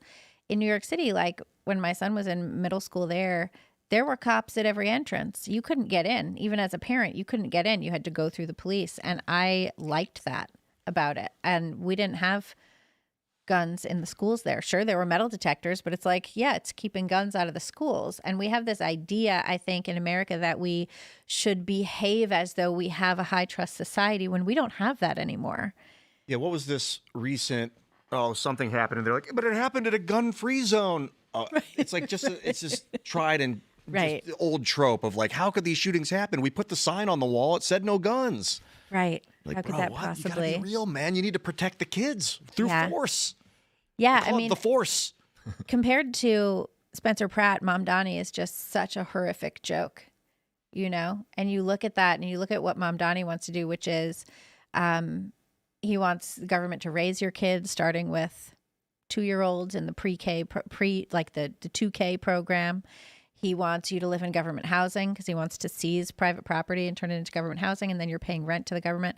He was complaining about how the federal government is saying that if you're on food stamps, you should get a job. And he was like, well, if the government wants you to get a job, then the government should make more jobs. His vision for America is to have everyone working for the government, their kids being raised by the government, living in homes by the government, shopping in grocery stores owned by the government. There's just no liberty there. And when you look at this idea from Pratt, one of the crazy ideas he had about fire prevention was, obviously his house burned down and he's mad about that. And on the debate stage, he even said to Karen Bass, you're a liar. You burned down my house and my family's house and my friends' houses. This is what you've done. But one idea he had was a sort of network of everybody's pools so that helicopters could go in, scoop up water from pools, know where the pools were, and do that. And that's a community approach, not taking government and slamming it on top of everybody, but everybody teaming up, being government is here to serve us.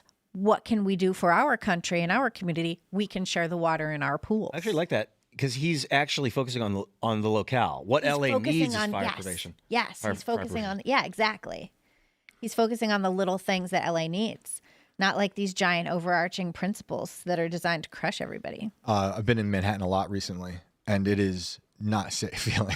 It's totally different than it was. Totally different. My grandfather was a cop in this city in the 70s, and I heard all his stories. After he came back from the Korean War, he became a cop. And that in the 70s, the city was on fire, and there was a lot of dead bodies, and there was a lot of crime. Bronx was burning for the insurance and man, money. And yeah, the subways now kind of feel like those stories. And I was walking around. I love that city. I love Manhattan, but it is the Wild West again. And I noticed how, what was once all of the Ghanans and Chinese people selling fake Rolexes, it's now all Haitians. That was an interesting shift to see on the streets. But like the amount of feces there's a lot on of the subway, there's a lot of poop. It was reminding me of what you hear in San Francisco. Yeah. And, I grew up in and out of the city and grew up like just north of it. And of course, there's always been moments of intense violence and you're running for your life sometimes and get involved in some trouble. But man, it felt like extremely lawless the past few times I've been there. Yeah, I remember there was a moment like sort of in COVID, there was a moment that I felt a distinct shift. Like I remember in February of 2020, I had been out with friends and I'd probably had a little too much to drink and I took the subway home and I fell asleep on the subway. Been there? And I woke up, a homeless person woke me up and said, Miss, don't miss your stop. And he was the homeless person that lived at my subway station. Okay, thanks, sir. Like, I appreciate it. Thank you. Next time I saw him, I gave him $5, whatever. And I went home, no big deal. And it was probably that summer, I remembered being on I was going, whenever it was later. I was going to a party on 4th Street. And I remember standing there, like just waiting to, like walk over and go in. And it felt like the power dynamic in the street had distinctly shifted. And I was the prey and the homeless people were dangerous all of a sudden. And they hadn't been somehow previously. Like things had changed Drugs are to the different point now. where, things had changed to where the point was like, I was freaked out. And I remember distinctly, I went to, the event. I think it was a magazine party. I went to the event and I took a cab home and that was $60. Yep. I think the drugs changing into more like fentanyl has definitely shifted the attitudes of the homeless. I mean, I think we've all run from homeless people on 6th Street in Austin. Sure. It's like the guy with the giant boa constrictor on 6th Street is not the most dangerous thing. I just shook a guy's hand on 6th Street. I've taken the complete opposite approach. I love doing the 6th Street Jesus stuff, but it is, hands-on. dude. I've seen the homeless like chase those women on bachelorette parties with the bikes and they're drinking beer. Well, what are those women doing? I mean, come on. Yeah, right. Like, why are they Sure. taking those women down Right. 6th Street? So you think that the fentanyl makes them? I don't know a lot about the chemistry, but More it makes people aggressive. more violent, aggressive than crack. It's just a different thing, I think. Crack's not good either. I'm just saying, and I don't know if it's fentanyl or not, because fentanyl kind of makes people like lean and turn into zombies.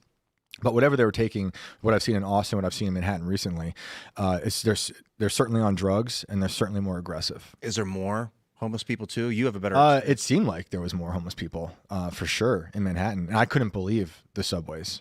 So I mean, it's not like it's always been clean. I've never seen poop on a New York subway. I've had lived there people for 6 years. throughout. Like I remember going to get with my wife to get a sonogram when she was pregnant, right? With our first, and a guy came on the train and was like, "I'm going to chop your head off."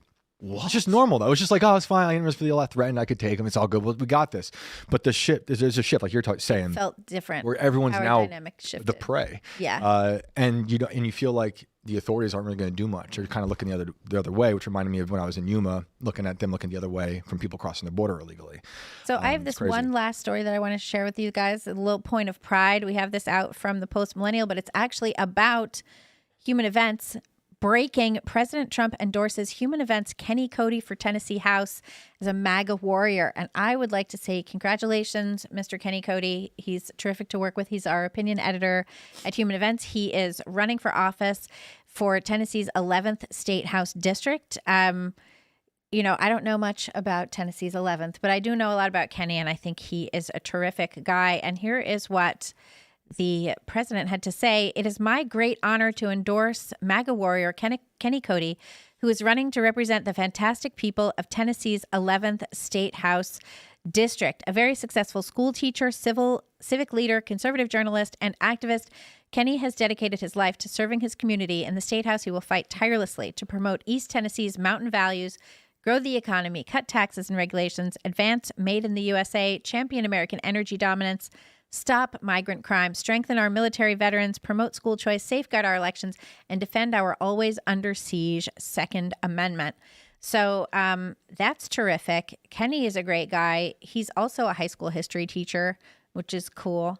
And I really appreciate him giving back, and I appreciate the president taking notice.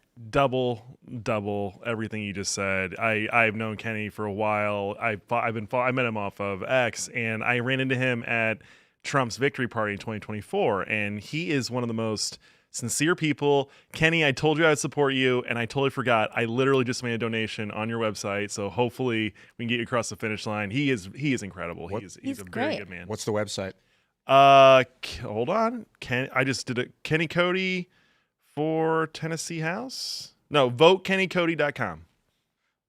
Here's what Kenny had to say about it. I am so honored to say that our campaign has now been endorsed by the President of the United States, Donald J. Trump. Mr. President, it is the honor of a lifetime to have you endorse me in our race. I've been a loyal supporter of President Trump for nearly a decade now, and I plan on continuing to be if you send me to Nashville as your next state representative. So, history teacher. He's a history teacher. Does he know about like the history of communism and like is he well studied? Oh yeah, he's really good. He's us. I mean, he's one of us. He loves this country. Yeah, He knows one all about it. of us. Dude, history is Great so movie, too. important. I don't know if you guys go crazy for it, but I'm kind of obsessed with learning about the faults and the failures Same of here, man. human past. You have to. And putting yourself into the minds of a Roman soldier walking up the hill, like getting ready to get a spear thrust into your gut, like every moment, like what these guys had to go through. Yeah, no, I'm sorry. What's that? No, go ahead. I finished my thought. Oh, We wanted to hear the more of the guts spilling out. It was Yeah. brutal. I fell on my knees and I wished for my mother and my daughter and my wife, and I just remembered Rome. Viva Rome. I think it's important when you read history to read old history. Like, I don't mean old in terms of when the events happened. I mean old in terms of when it was written.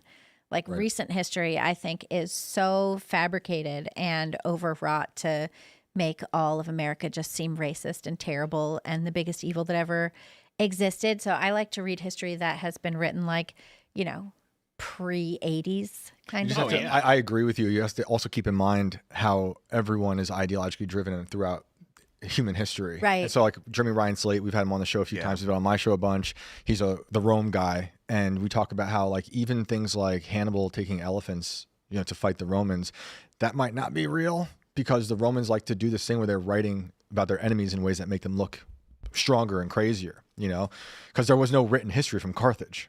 Interesting. Or in Like Gaul. the closer you get to like the original documentation, like there's a guy, author named Frank DeCotter that has like just recently, like as soon as the Chinese records of what they'll let you know happened, like firsthand accounts of like the Great Leap Forward came out, he was able to get a hold of them, and he just kind of straightforward, factual what happened. There's no opinion really. I mean, that any normal person wouldn't have. Like, It's so crazy too, like watching history change. Like I remember the Tiananmen Square massacre. I remember like watching it happen on TV, and now it turns out that if you grow up in China, you don't even know about it. Yeah. Yeah. Just censor entire history. Yeah. I get wicked concerned about people telling us that the fake history. Fake history. Like, what a powerful ability. If you had total control of the human narrative, would you fake any of history to get people to do what you want? so North Korea does. They have fake America's bad history, like propaganda all over their country, like saying that we did all these horrible things, so they all hate us. Maybe this Kenny, what's his last name? Cody. Kenny, you guys know him real well, but maybe Kenny Cody could come on the show someday. Vote. Yeah, he would be Kenny great. Cody. He would be very entertaining. He knows He his should stuff. totally be on. Ask him about history. Yeah, he would be a great person to have on the show. Yeah, I totally think that's great. What other history is fake? All of it. All of it. Sorry. What about like? You have to just assume most of it is fake to some degree. Depending on who won the war, if you think they even won the war, you know, who they absorbed. What about if there even was a war? If there Remember even that was a Evelyn Waugh book, Scoop? When Right. the Oh, journalist yeah. shows up in the war zone and he's like, I'm here to report on the war. And they're like, yeah, we're just making it up. There's not really a war. There's I've heard this theory that Charlemagne, who you guys were talking about earlier, Charlie, where the word Charles comes from, means, what does it mean? Free man. Free man comes from Charlemagne, King Charles, was all made up by the Holy Roman Empire, by the Roman Emperor, to create a Holy Roman Empire that has always been, never question it. The year is 1000 AD. This great man had unified it for you, and now the land is ours under this king. That it was all just crafted story, which is bizarre. I don't know if it's true or not. I don't know how to. I think Americans also have a real obsession with authenticity. You know, I think that as a people, one of the things that characterizes us is that we're always trying to dig down to the bottom and find the real seed of everything. Whereas I think other cultures like French culture is happy to absorb and tell the stories in sort of a more skipping along the surface kind of way. Does that go back to the Greeks? Was that a Greek thing too, to get to the root of truth? I don't know. I think probably there's stuff like that in all of the, cultures or whatever. But I think that with Americans, I think we are obsessed with authenticity. Part of it is because we've become somewhat invincible because of free speech. So it's like, if you're wrong, it's okay. It doesn't undermine your entire society. Yeah. I mean, I believe in objective truth, but you can look at, like, I wrote a story once about it. I knew a guy who was fixing a wall on a cemetery in West Point, New York, and accidentally hit a casket that popped up out of the ground. And it was the casket of a lady named Margaret Corbin, who was a Revolutionary War hero from our area in New York. That's wild. And so while the casket popped up, they were like, I guess we should study the bones. And turned out, they have a giant plaque for her. This amazing, she's got great real estate in the cemetery right on the road. And it turned out to be like a guy. The skeleton was a man from like the 1900s, early 1900s. And so I was writing the story about it, trying to find the truth, but you see how they manufactured a myth. So we're obsessed with authenticity, but we're also obsessed with myth. Right. And Margaret, I think, is a myth. Even though you can see her, there's gas stations named after her in Jersey. Everyone has their own Margaret Corbin or Molly Corbin. And I'm going through the records at the historian's office from when they initially interred her there, that the Daughters of the American Revolution, a local church, and West Point were all constructing, through letters I was reading, her history. So like they were like, was she from Ireland or was she from Pennsylvania? And like, well, let's just agree on this. So we have this whole thing, and there's like an economy around Margaret Corbin to some degree, but a lot of it is fake. Yeah, I think that I'm obsessed with myth. I mean, Atlantis is my favorite story of all time, but I'm also obsessed with truth. And that's why the COVID thing was so bitter for me as an American. I'm so used to figuring out what's real so that we can move forward in a healthy manner. That when they would say things that turned out not to be true about this, and it's like they were creating fake history in real time. And it was the rest of the world almost seemed to just be bowing down and playing along. And maybe it's because their governments were built to do that. But we have this glorious opportunity to speak up and to demand and just smash the ideology to get to the root of it. What do you think about myths and legends being as essential as anything true? I think it's really important. Like, my favorite myth that I've obviously passed on to my children is the moon landing. Mm-hmm. Okay. I'm kidding. Wait. My mom gets really passionate about this. I hope you're being serious. I hope you're being serious. Wait, don't they have the reflectors on the moon? That's propaganda from Big Moon. Don't believe that crap. Alex Jones said that there is an astronaut graveyard. He referred Alex to it as. believes there is a moon. Do you think that astronauts got launched there over and over? And I think something's up there, but I don't think it's what they say it is. NASA saying they're about to build this moon base? NASA's a Satanist operation. It was started by Nazis. Literally started by Nazis and meth heads and Jack Parsons, who was a demon worshiper. Yep. Yes. It was started by Satanists? Yes. Jack Parsons invented the jet engine. Yes. Yeah. The co-founder of JPL was literally worshiping demons with Crowley. And we hired Werner von Braun after World War II, who made the V2 rockets to start NASA. Is that because I get hired? They are a Satan worshiping organization. Were they secular or were they? No, they were meth heads worshiping demons. That's why we still name rockets after demons. Order of the Thelema, whatever. Yeah, I forget. Like Crowley was talking to demons and stuff, and that NASA still does rocket launches on like anniversaries of Crowley talking to demons, and those rockets are named after Egyptian gods of chaos. The Beatles were like close with Crowley. Why were the Led Beatles Zeppelin. close with Crowley? Like, I don't. That's so weird. Like, why would you want to be tight with weird demon guys? Well, Scientology is its own. What was up with Crowley? Thing. What was his thing? So the British journalists or the British press called him the wickedest man in the world, but he was an overt demon worshiper, did tons of drugs, had these like sex spell orgies, but he really influenced music. And there are all these songs. Black Sabbath has a whole song, Mr. Crowley. It's dedicated to him. On the Beatles' Sgt. Pepper's Lonely Hearts Club Band. It's worth saying. I know. Aleister Crowley is on the cover, and there's a picture actually of them setting up the shot for it. and Hitler is to the side. Like they were going to try and put Hitler in. It's a dark world. There's a really cool like 7-hour documentary on this that I think everyone should watch just out of interest. It's called "They Sold Their Souls for Rock and Roll," and it's like some Christian pastor from the 90s is doing this, but it gets deep. Like the Satanism stuff in Hollywood and the music industry is very. Is this why they say sex, drugs, and rock and roll, and they put them in a bucket? So okay, rock and roll. The name actually, the term was a term for sex when it came out. They viewed the music they were producing as sexual. The Ramones, when they're piling in the backseat, generating steam. That's a song about having sex in the back of a car. It was all part of the sexual revolution. They were trying to break down all of our institutions, our norms, and That's a fun song, though. Oh, it's a great song. I listen to it. It used to be my wake up song every morning. And the demonology, Blitzkrieg Bop. Yeah, Blitzkrieg Bop. Yeah. Yes. Along with breaking up the society's puritanical abhorrence of sexuality, was then the demonology. Like we're going to break up the obsessive with Christianity. Was that why? So they were just being counterculture to be counterculture. Yeah, well, I think there's probably a lot of reasons for it, but obviously, like breaking down sexual norms and rules around that. Like Christians actually were the first ones to really make sex like respectable and good. We were the first ones to actually really come out and say, actually, this whole homosexuality thing actually isn't good. This should be within marriage, and the Catholic Christian teaching on sexuality is actually very beautiful. You know, the disruption of the concubine system was probably a good thing. You know, a man he had his wife and his 4 concubines or whatever. We that he didn't would really bang. disrupt it. I mean, there's more slavery right now in the Middle East than there ever was during the transatlantic slave trade.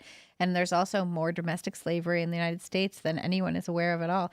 You were talking earlier about those bracelets with the young girls being trafficked across the border. Some of those bracelets say exactly where those girls are going to be trafficked to, and it's nowhere pretty. I meant only that Christianity's like adherence to monogamy kind of disrupts that vile. I don't know if polygamy is vile. I don't know.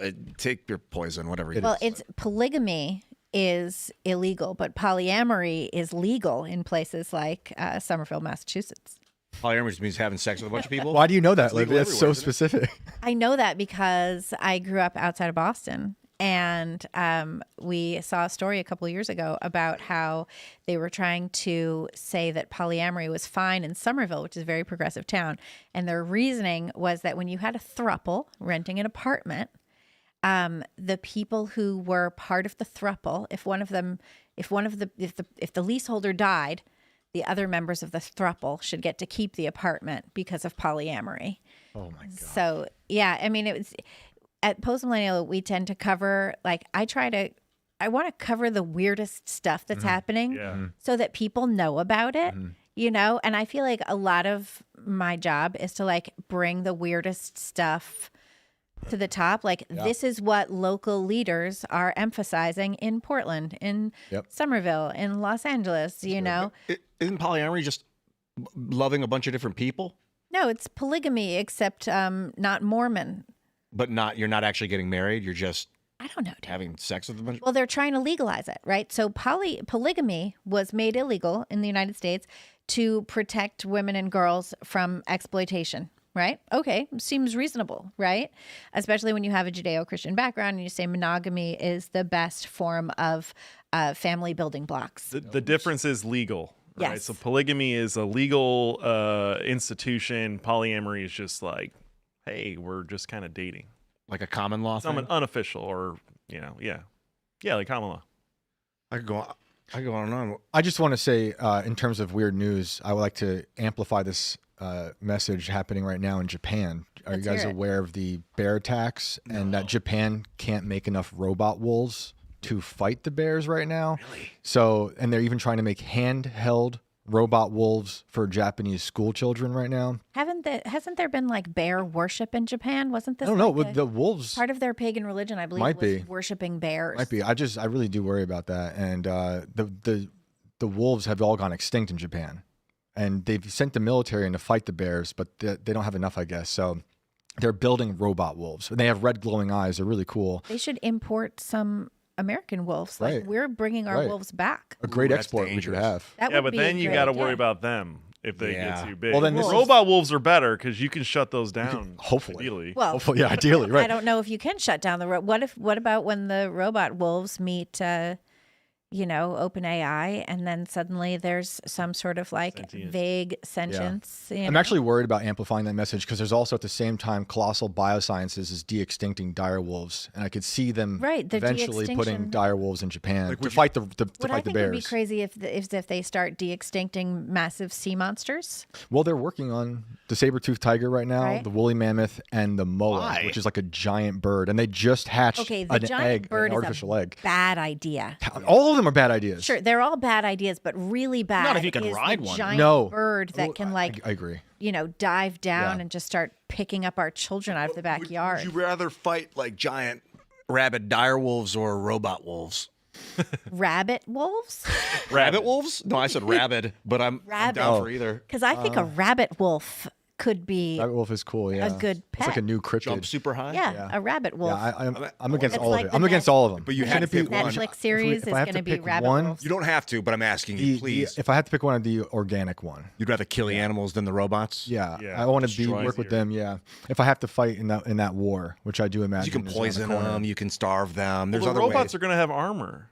And they're going to have guns. Yeah. They're going to have like And they'll have better vision. I mean, they'll have and supernatural they can vision. heat track you. Yeah, heat track. I mean, you. we're in 24/7, for they it. don't get tired. We're in for it. We have kamikaze dolphins now, and the Soviets are taping hypodermic needles with poison onto Sharks dolphin with noses. lasers. Sick of Sharks the with damn lasers. Yeah. I hear we have the We got best issues. kamikaze dolphins. The best. According to Marco Rubio, I think we have the best in the world.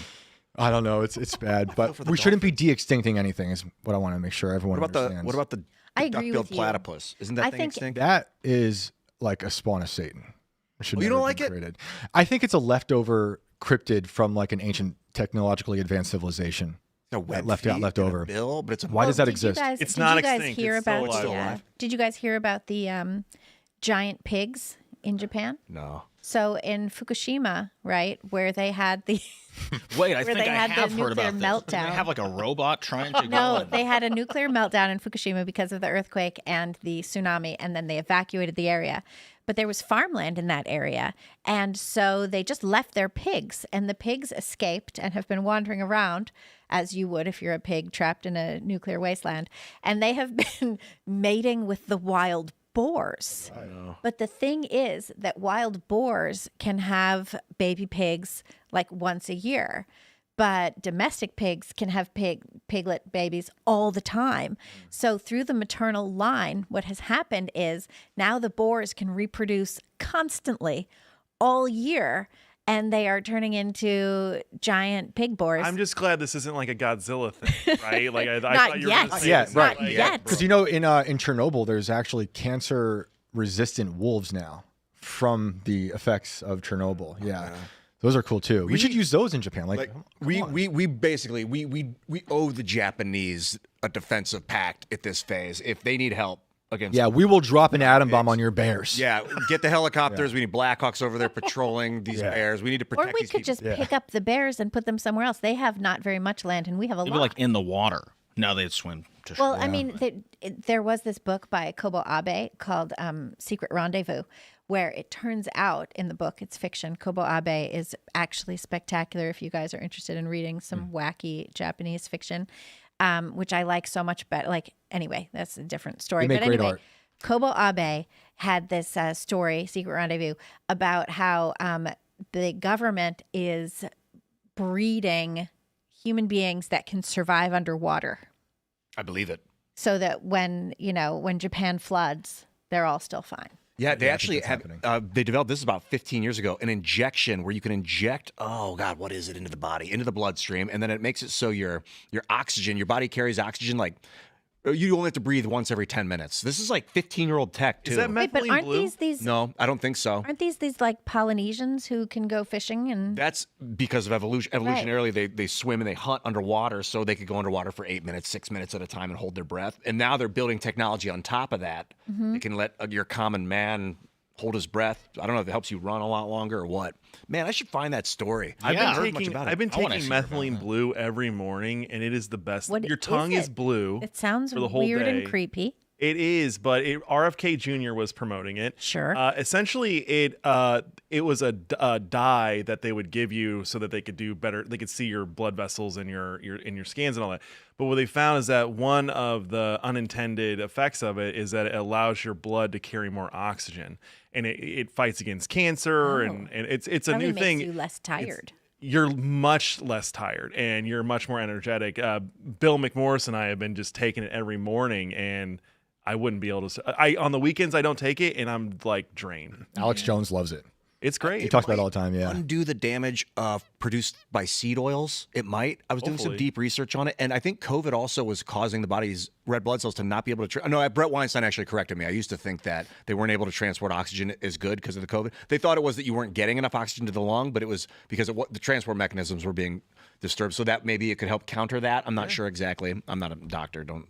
The take only any of my side advice. effects are you have a blue tongue for like the morning, and then you pee blue. And if you don't pee blue, that means there's something wrong in your system. Are your eyes turning more blue? No. I've Brown taken as it they've ever once. been. I just dripped it on my tongue. I was like, damn, son. Oh, it tastes terrible. You got to water it down. Oh, so it's bad tasting on top of everything else. It's real strong. It's potent. It's weird. I'm going to go see if I'm going to pee blue. Okay. Well, we are going to read some of your super chats and Rumble rants, but first, we're going to have a word from our sponsor. We got a great sponsor for you, my friends. It is Backyard Butchers. Good steak, huh? The Secretary of Agriculture publicly warned that America's consolidated meat supply is a threat to the country itself. Think about that. Just 4 companies control the majority of America's beef, and the largest is foreign-owned. Oof. It's not a conspiracy, my friends. It's national food security. Here's what most people don't realize. A single pound of conventional grocery store ground beef can contain DNA from hundreds of different cattle. That's true. So what's the solution? As Americans, we have to return to tradition. Where you know your rancher, know your land, know where your meat is coming from. That's why you should check out Backyard Butchers. They are the real American tradition. Backyard Butchers offers premium American beef from real Texas ranchers, born, raised, and processed right here in the USA. 98% grass-fed, 2% grain-finished, 0 hormones, 0 antibiotics, 0 preservatives. Go to backyardbutchers.com and use promo code POOL, P-O-O-L, for up to 30% off 2 free 10-ounce ribeyes plus free shipping. And this summer, Backyard Butchers is celebrating America's 250th anniversary with a free America 250 box when you purchase a steakhouse box, complete with burgers, hot dogs, built for my favorite holiday party, the 4th of July. You know you love it. It's the best. Burgers in the backyard, man, can't be beat. Go to backyardbutchers.com. Use promo code POOL for up to 30% off. 2 free 10-ounce ribeyes and free shipping. Check it out at Backyard Butchers, American Tradition, American Meat. Okay, guys, we are back, and I'll read some of these super chats. I'm going to read the ones that are not mean and weird. So, just be aware of that. This is from Sylvan Monk. Breaking news. Tomorrow is the last day to submit public comment for the FCC to apply harsher ratings for kids' shows pushing LGBTQ content. I just found out about this, and the pro-LGBTQ side is winning. Yeah, I think that happens a lot when you have public comment period. People don't even realize it. They're not well publicized. And Sylvan Monk goes on to say, see the Variety article, Trump's FCC wants input on whether transgender and gender non-binary TV programming is appropriate for children. I don't know how you even ask that question. Like, that seems like an obviously no, it's not. Yeah. We're not doing porn for kids. We're not doing this. Like, why would we do any of this weird stuff? I think the whole LGBT stuff targeting kids is just so straight from the pits of hell. Yeah. We all grew up. I mean, we're all millennials, or late stage millennials at least. But we didn't have this stuff. I didn't know a single trans kid. I don't even think anyone in my class knew what trans was. This is, I think ultimately it's the result of the sexual revolution and separating sex from procreation and family. Sex is now just a fun thing you do if you want to. And now people aren't even having, like, the teenage pregnancy rate is like plummeted, which fine. But that's not because kids, it's because kids aren't getting together, which is sad. Right, which is sad. Yeah, I posted something the other day. Somebody was complaining about something, and I said, teen pregnancy used to be real trendy. you know?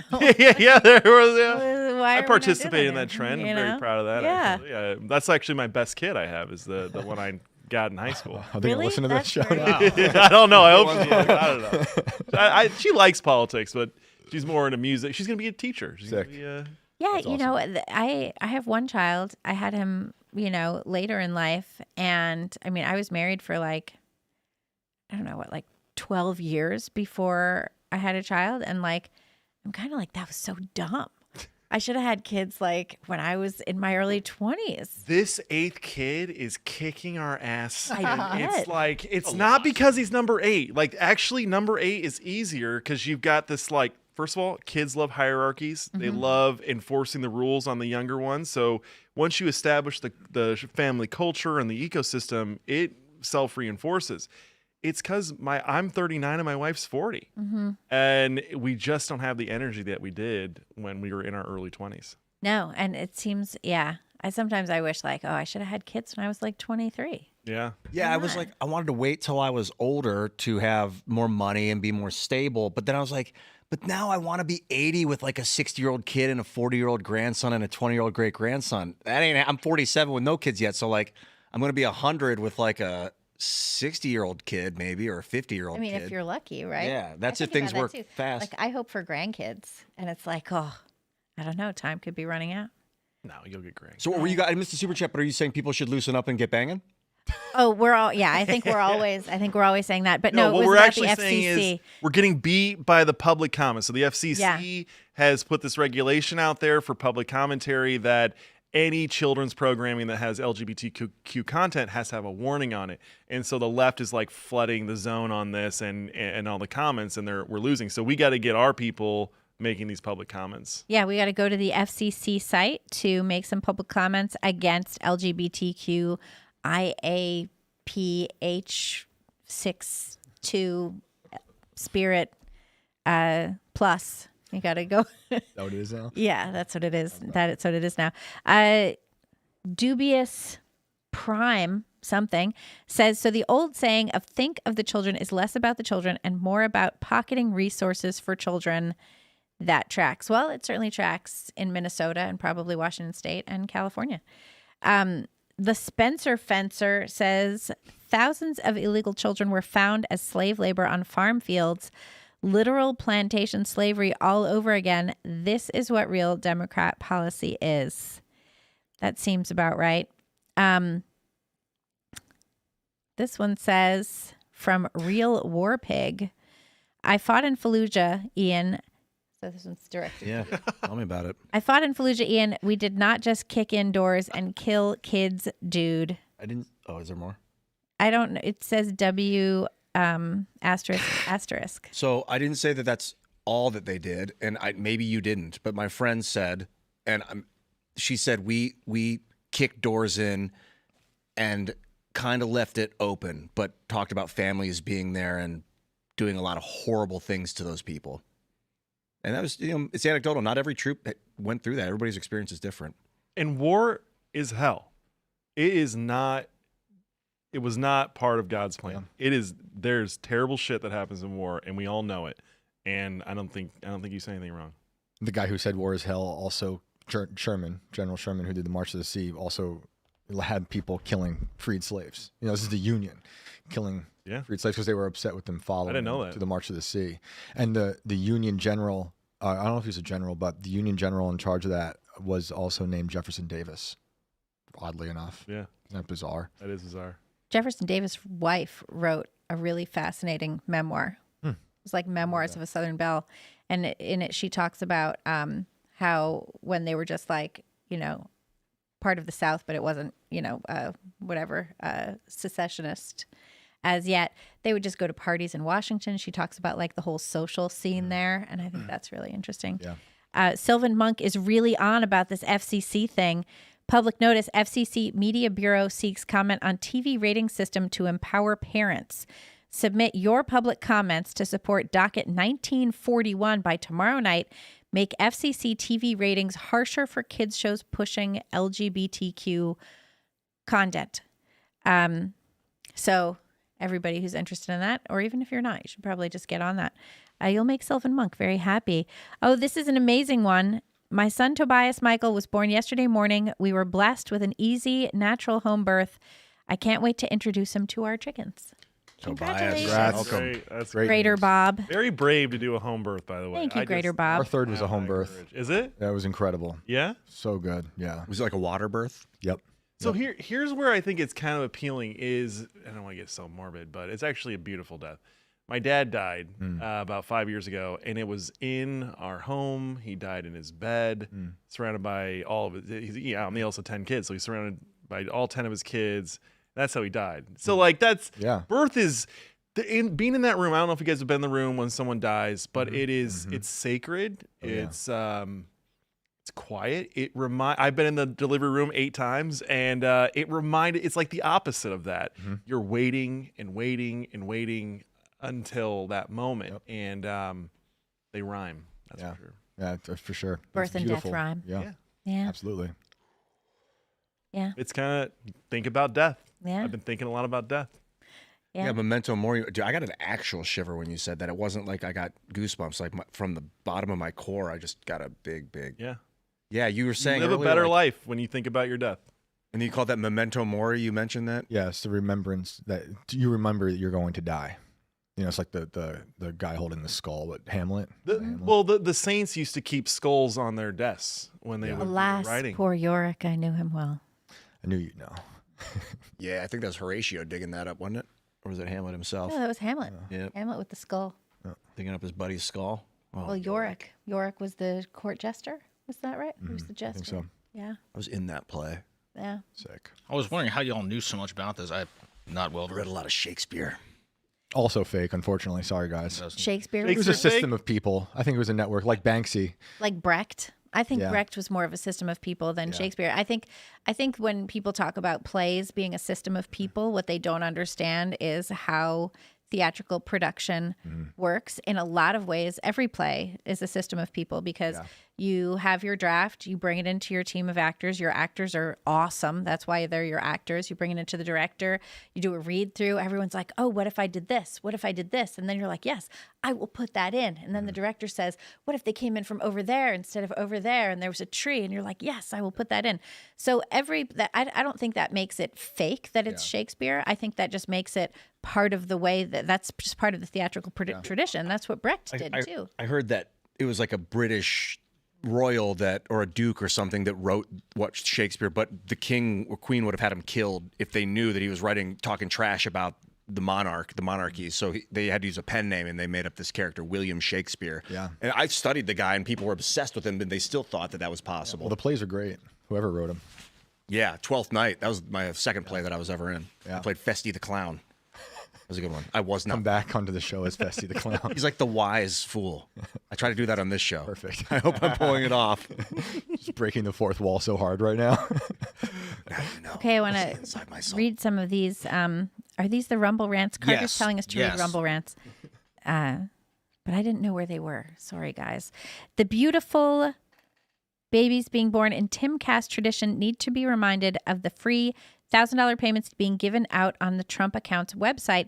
There are also yearly Trump 401ks for low-income people. Never before. I agree with you, Mr. Rumble Rant person. What is your name? Thinker for Life. Thinker for Life. You're totally right about that. I think this is such a great initiative. And the initiative where you can start a little fund for your kid and the government matches it $1,000, that's so great. That is a good use of my tax dollars. I'm very happy about that use of my tax dollars. Also, the 401ks for people who have low income. This is how you build wealth, right? And we've had so much progressive freakouts about like how, the poor people can't build wealth or whatever. And this is how they do it. This is how you can build wealth. I think that's great. Steven Crowder did an expose on the dozens of Chinese-owned pot farms in the U.S., several in Oklahoma alone. Yeah, well, we should probably not have those. Who was that? Was that a Rumble Rant? Oh, yeah, the Patrick 13. Ooh, Patrick. The Patrick 13. I got you, Patrick. Am I doing this right, Carter? Yeah, Okay. yeah. We all could make a Thinker for Life again. Thank you, Thinker. We all could make a huge difference if we consistently pushed Randy Fine's new bill, which bans foreign-aligned citizens like terrorists, Tlaib, and Omar. Well, if what you're saying is that people who hold federal office should be born in the United States, I think that's a great idea. Of course, with 1-point-something million Americans being raised as Chinese, I don't know that. I mean, I feel like that ship has sailed to a certain extent because all you really have to do is sneak in, have a kid, raise them somewhere else. Million. I think it's 1.15 million. Oh my gosh. It's a lot. In China. In China. Being indoctrinated into their system and their Right. values and their morals. I do not understand why Congress doesn't shut down that industry. The surrogacy and IVF? No, the birth tourism. Yeah. Yes, but also the Surrogacy birth is tourism. dark. IVF is dark too. I know friends that Surrogacy have is benefited very from dark. that, but the surrogacy But it's stuff. not just the surrogacy; it's the birth tourism. Like Yeah. there's places where they advertise to That's Chinese. a good place to start, I think. Come have your baby here in the Northern Mariana Islands. Should I do more of them, Carter? Just one, and then we can do Which one? this one, the purple one right there. The purple one? Yeah. Jolly 1976 says, Libcast, I think we need to workshop that name. What is this website? We are getting all of the articles from tonight. It is working so much better than the articles Poso was pulling up yesterday. Well, it is the Post Millennial. I will tell you that. I am the editor-in-chief of the Post Millennial. And you have been hanging out tonight with all of us, and I'm really happy about that. You can also check out my podcast, The Pod Millennial. And soon that's going to be a video podcast, I am told. Apparently they're putting a studio in my little tiny house. So we will see how that goes. I don't know where I'm supposed to put all of the books that are currently in the place where they want to put the studio. Nice. Terry, tell everyone where they can find you. AmericanPrincilsProject.org, and you can follow me across all social media channels at Schilling1776. You can find me online at Shane Cashman. I host Inverted World Monday through Thursday, 10 o'clock at night on Rumble and YouTube. And my new book, Good Villains, is available for pre-order now at Barnes & Noble, Books A Million, Walmart, you name it, Amazon. Check Good it out. Villains. That's right. Oh, that's the first I've heard of it. Yeah. Great title. Thank you. Hey, I'm Ian Crossland, but Monday is Memorial Day. This is important to remember. You want the antidote to chaos is remembrance of the righteous, is living in belief and faith, is having a point that you focus on, God, faith, country, people, your neighbors, your people. But remember these people that had to face the horrors before you so that you don't have to. And really try to put yourself where they were. Watch documentaries of guys that came back from Vietnam that served at Hotel Hanoi, dudes that were shot down that were POWs and that still found a way. I'm not trying to drum up fake emotion about it. It's just super, super important. It really is important. And Monday is Memorial Day. I don't know if we're going to have a show Monday anyway. So, God, thanks to all you people that have served in the military. That is a big deal. Thank you. Goodbye. And you can find me on Twitter at Libby Emmons. And thanks for hanging out. And I'm Carter Banks. And thank you all for coming. We're going to go to the after show after this. And you can follow me at Carter Banks if you want to.